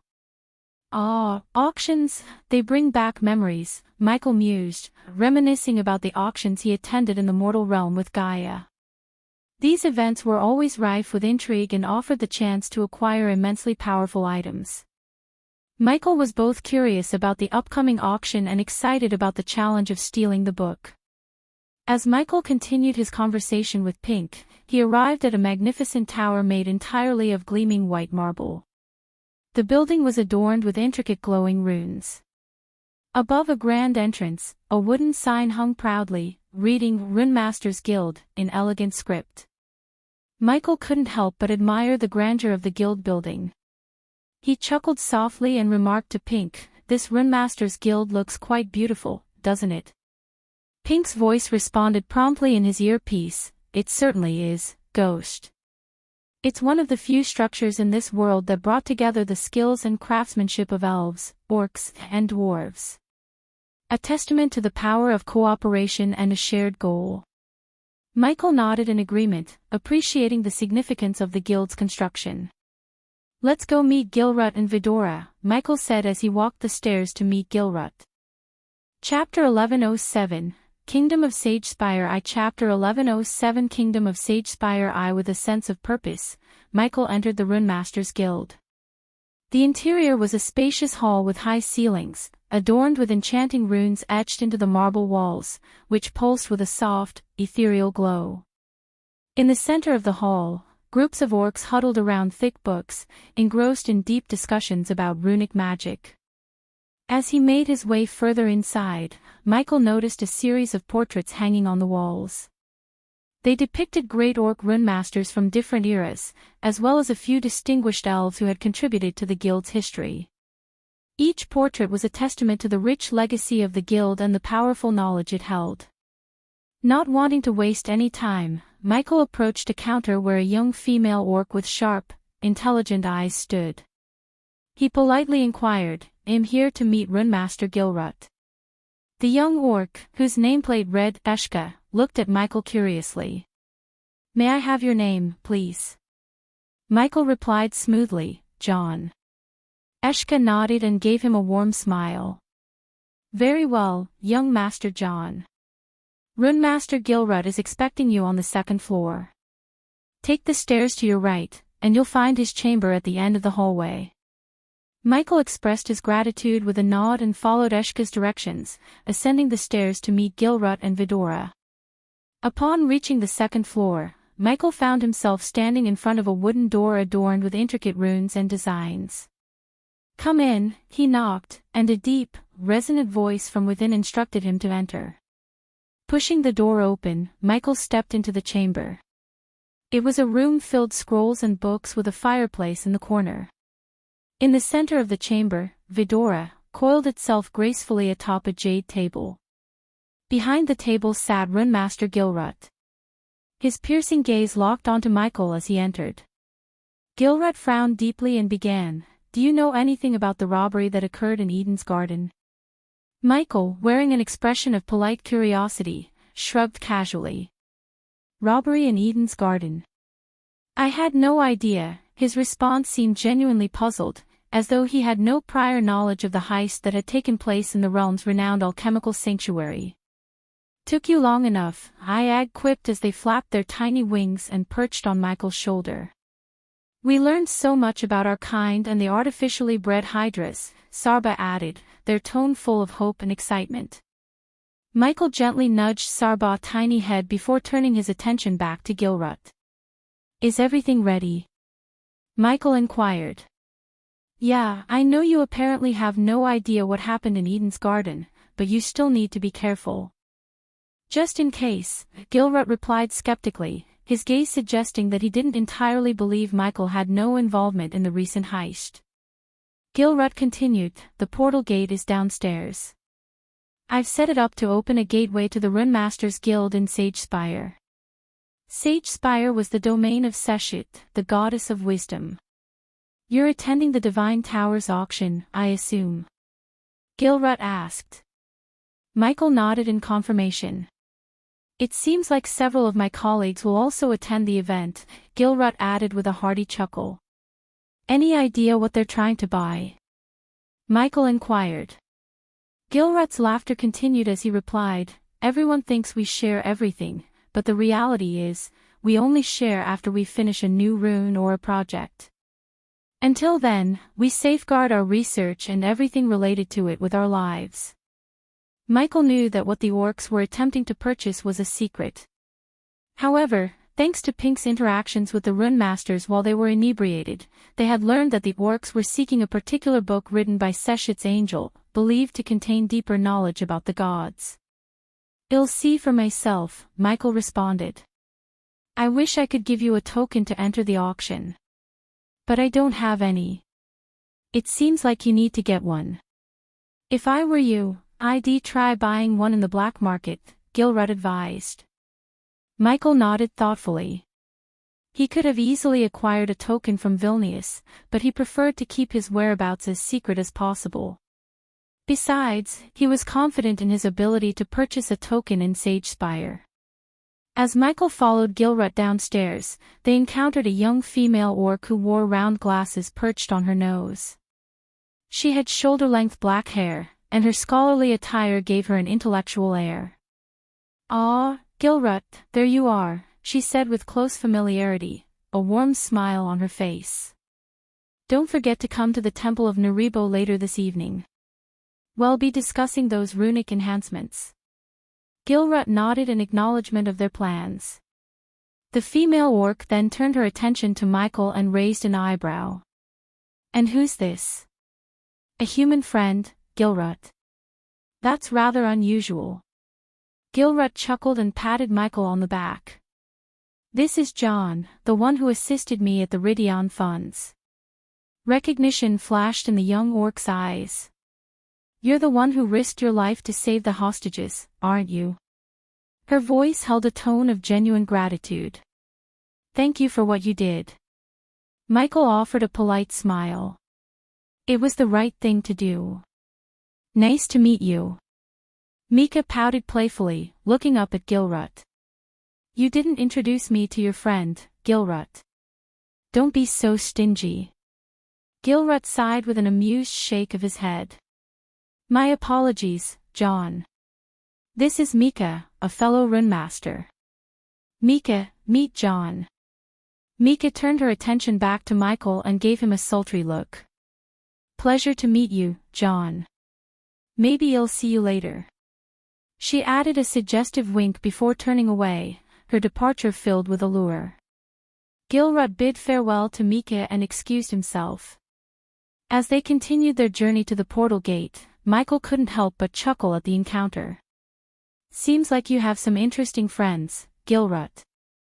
The orc rune expert chuckled as well. "Mika's one of a kind. She's a genius when it comes to runic enhancements, though. You'll see." Iag chuckled mischievously, flapping her tiny wings. "She practically threw you a doomy look," Sarba joined in, adding to the teasing. "Yeah, how would that even work? How does a human and an orc have, you know?" Sarba trailed off, looking at Michael with a mischievous grin. Kane chimed in, "If Gaia were here, she'd turn her into mincemeat for looking at you like that." Gilrut overheard their conversation and asked, "Gaia? Do you mean the goddess of monsters?" Michael sighed with a hint of nostalgia in his smile. "Yes, that's her." Gilrut couldn't help but inquire further, "Do you miss her?" Michael's smile remained, but there was a touch of sadness in his eyes as he replied simply, "Every day." Finally, they arrived before a thick copper door adorned with intricate runes. Gilrut placed his hands on the door, causing the runes to light up with a soft, mystical glow. The copper door slowly creaked open, revealing a massive silver teleportation portal beyond it. The silver frame of the portal was adorned with countless more runes, and a couple of orcs were busy working in the room, meticulously adjusting the magical machinery that powered the portal. Michael's eyes were drawn to the centerpiece of the portal room, a giant purple celestial crystal. It sat at the center of a glowing magical chakra, radiating an otherworldly energy that hummed with power. Gilrut turned to Michael and said, "This portal will take you directly to Sage Spire, the domain of Seshit. Remember, the Divine Towers auction is a grand event, so stay vigilant." As Michael stood there, a couple of young orcs approached Gilrut, greeting him with respect. One of them said, "Master Gilrut, everything is prepared as per your instructions." Gilrut nodded and instructed the young orcs, "Activate the portal." The young orcs turned their attention to Michael, looking slightly surprised but not daring to ask any questions. They hurried toward the portal and began drawing intricate runes in the air with their hands. Michael sensed the energy fluctuations in the room intensify, and the giant celestial crystal at the center of the portal channeled more power, glowing brighter and brighter. The runes on the silver frame surrounding the portal lit up one by one as a spatial vortex started forming within it. Gilrut turned to Michael and said, "You can step into the vortex whenever you're ready. It will take you directly to the Sage Spire Runemaster's Guild. When you arrive, hand over this jade coin to whomever meets you on the other side. They will know you came from here." Michael took the jade coin, his fingers brushing its cool surface.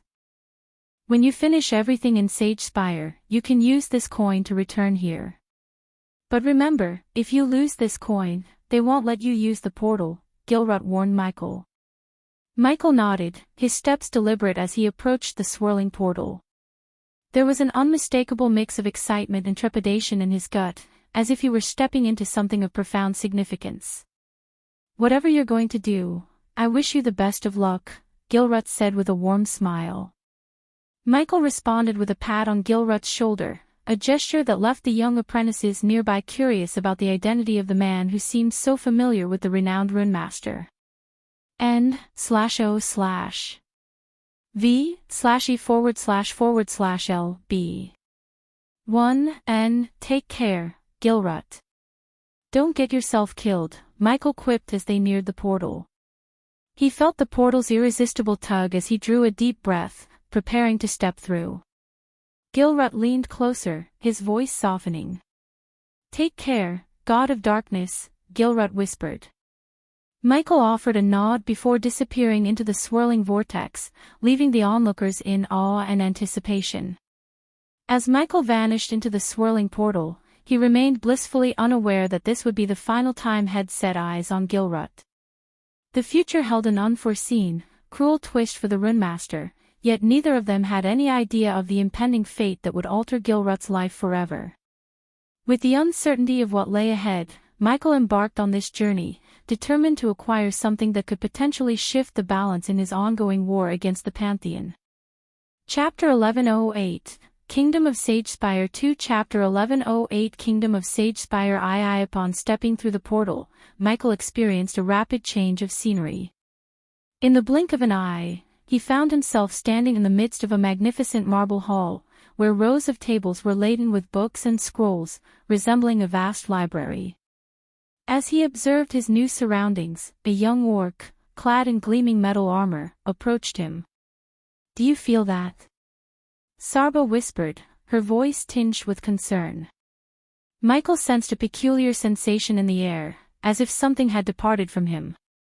"There's no energy in the air," Sarba added in a hushed tone. "Show me the token," the young orc demanded, his voice cold and distant. Michael extended his hand, revealing the coin he held. The orc scrutinized the coin, examining it closely before nodding. "Seems legit." "Welcome to Goldspire, capital of the Kingdom of Sagespire," he recited in a manner that suggested he'd uttered those words countless times. "Thank you," Michael replied politely. "You can proceed to the lobby through that door," the orc pointed towards a door in the corner of the hall. "One of the assistants will assist you with any questions you may have." Well, I was hoping for a warmer welcome, but we'll have to make do with that grumpy orc, I suppose, Iag grumbled. Ignoring Iag's complaints, Michael focused on the strange atmosphere around him. He could sense no energy, yet his own powers remained intact. He realized he could cast spells if he wished, but there was an undeniable sense of peculiarity in the air. Let's move on from here, Michael suggested before making his way toward the indicated door.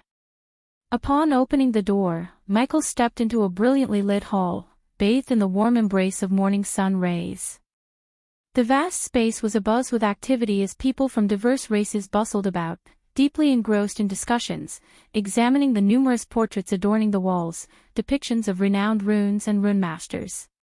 Amidst the lively scene, emerald-green-robed orcs and young female elves went about their duties, assisting visitors with their inquiries and offering guidance. Michael's eyes were drawn to a particularly beautiful young elf, gracefully approaching him. With a friendly smile, she introduced herself. "Greetings, traveler. I am Lyria, a steward of the guild. How may I assist you today?" Her voice carried a gentle and welcoming tone, making Michael feel at ease in this unfamiliar place. Michael promptly activated his eyes of darkness, surveying the surroundings, only to perceive the same green aura enveloping everyone in the hall.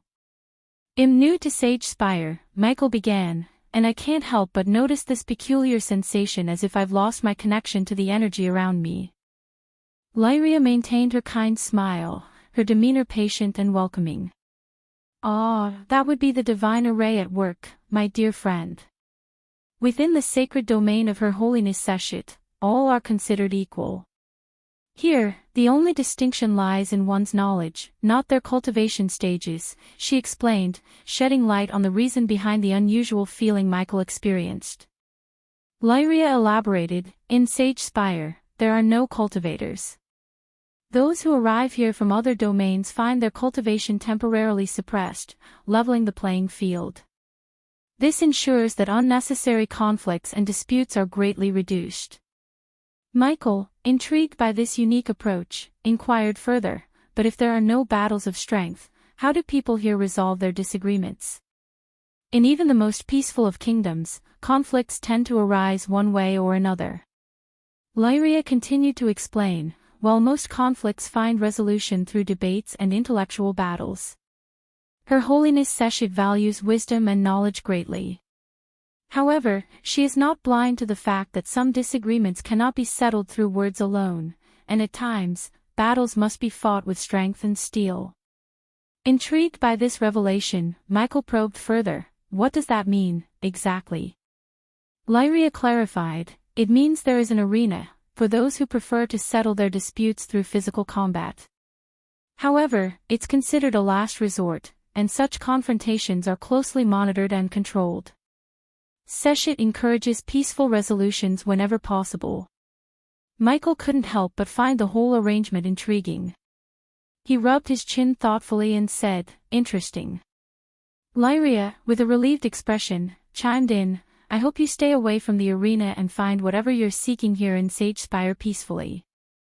Michael smiled, teasingly adding, "I'm not here to pick fights, if that's what you're afraid of.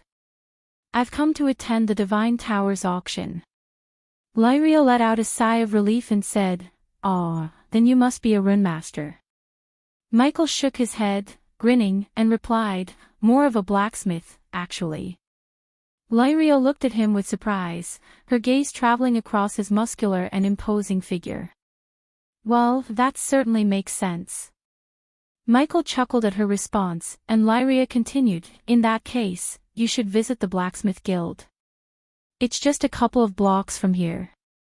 "Thank you," Michael said, offering a friendly smile. "I'll do that. Goodbye for now." With their brief conversation concluded, Michael headed out of the guild hall, ready to explore Sage Spire and make the most of his time in this new realm.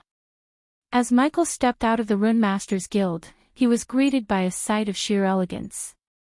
The street before him was a symphony of grandeur and intellect. Ornate fountains adorned with intricate sculptures sprayed crystal-clear water into the air, creating a refreshing ambience. Paved pavements, lined with trees, stretched gracefully in both directions, providing a serene pathway for pedestrians. Most of the people strolling along this charming street held books, scrolls, or various forms of written knowledge. It was evident that in Sage Spire, learning and wisdom were highly prized. Carriages moved through the streets with a peaceful rhythm, their horses clip-clopping on the well-maintained cobblestone roads. Each building that lined the street possessed its own unique style of architecture, showcasing the diversity of cultures and races that had contributed to the city's rich tapestry. Go check out the Blacksmith Guild. We have 15 days to the auction and no token to enter the auction. The Blacksmith Guild might be worth checking out, Sarba recommended. Iag, perched on his other shoulder, added her own perspective. And the arena. I'm more interested in the battle arena. Taking their advice to heart, Michael embarked on his exploration of Sage Spire, his thoughts now focused on seeking out the Blacksmith Guild. As Michael walked along the bustling streets of Sage Spire, he couldn't help but overhear the animated conversations of the city's diverse populace. The air was filled with palpable excitement and anticipation for the upcoming Divine Tower auction. A group of young men, their faces glowing with enthusiasm, chatted amongst themselves. I heard they have some ancient elven tomes up for bidding this time. I'm saving every coin for that. A trio of women, each holding a collection of scrolls, discussed their potential purchases. The Rune Master Guild rumored to have crafted some powerful runes. We mustn't miss them. Michael observed with surprise the rich tapestry of races represented in the city. Elves, orcs, dwarves, halflings, and humans mingled in the streets, each group fervently engaged in discussions about the auction. A halfling, standing on a crate to be heard, chimed in excitedly.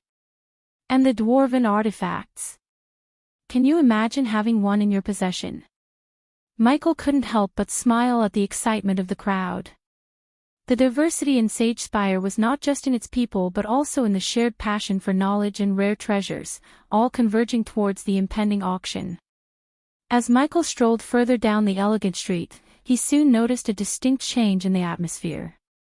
The soft rustling of leaves and the murmur of conversation were gradually replaced by the resounding clang of metal upon metal. The air grew warmer, tinged with the distinct scent of heated iron.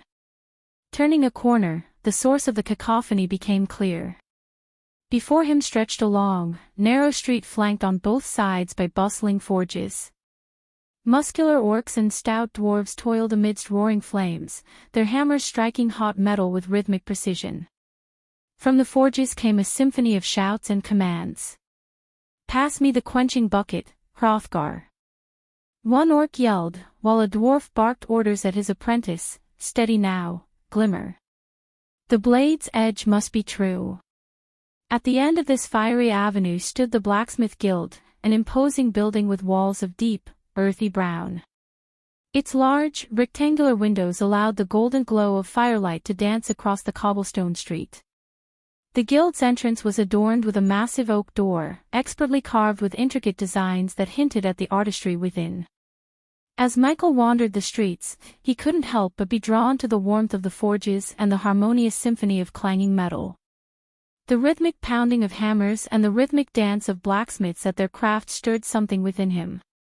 I miss my forge, Michael sighed wistfully, his eyes fixed on the diligent blacksmiths. The blacksmiths and their apprentices were engrossed in their work, their attention solely on the creation of their weapons and armor, too absorbed to notice the newcomer. NOV-/E-L-B/I.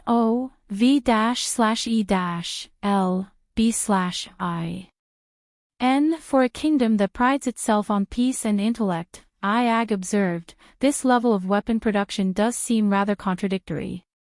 Sarba chimed in with agreement, indeed. Lyria's words about the kingdom's values don't quite match the reality we see here. So what's the play here? Asked Iag. I don't know yet, Michael confessed, his gaze fixed on the towering blacksmith guild at the street's end. Let's check out this blacksmith guild. Perhaps they have something to offer us. As Michael approached the imposing blacksmith guild, his path was intercepted by two armored guards stationed at the guild's entrance. One was a sturdy dwarf, and the other a stocky human, both clad in formidable armor. Their expressions were stern as they blocked his way, and the dwarf, with his gruff demeanor, spoke first. "If you're here to buy something, you'd best look for one of the smiths down the street." "Can't I just look around?" he politely inquired. The guards exchanged a glance, and the human guard replied, "Sorry, friend. The master blacksmiths are currently occupied with recruiting new talent. If you're interested in exploring the guild, you'll have to return at a later time." Michael had another idea in mind. "What if I want to join this recruitment?" he asked, his tone suggesting genuine interest. The human guard, displaying a hint of skepticism, questioned, "Are you a blacksmith?" Without hesitation, Michael confidently affirmed, "Yes, I am." The dwarf guard, more experienced in discerning the truth from a person's hand, spoke up. "Show us your palm, then. Let's see if it bears the marks of one who's wielded swords and hammers." Michael offered a warm smile and extended his palm for inspection. The dwarf scrutinized the lines and calluses etched into Michael's hand, a testament to years spent mastering the craft. After a moment's examination, the dwarf nodded approvingly. "You're free to enter the guild, friend. May your time here be fruitful." Once Michael had entered the blacksmith guild, the human guard let out a bemused sigh, clearly perplexed by the dwarf's ability to discern a person's profession from their palm. "I still don't understand how you can tell if someone's a blacksmith just by looking at their palm," the human guard admitted with a hint of frustration. The dwarf, on the other hand, couldn't help but chuckle at his colleague's skepticism. "Aw, lad, a palm tells a story, it does. The lines, the calluses, the scars, all of them speak of a person's trade." The human guard shook his head, maintaining his doubts. "Well, that young man didn't strike me as a blacksmith." The dwarf continued to wear a knowing smile as he replied, "That young lad's palm told the tale of someone who spent far too much time wielding swords and hammers."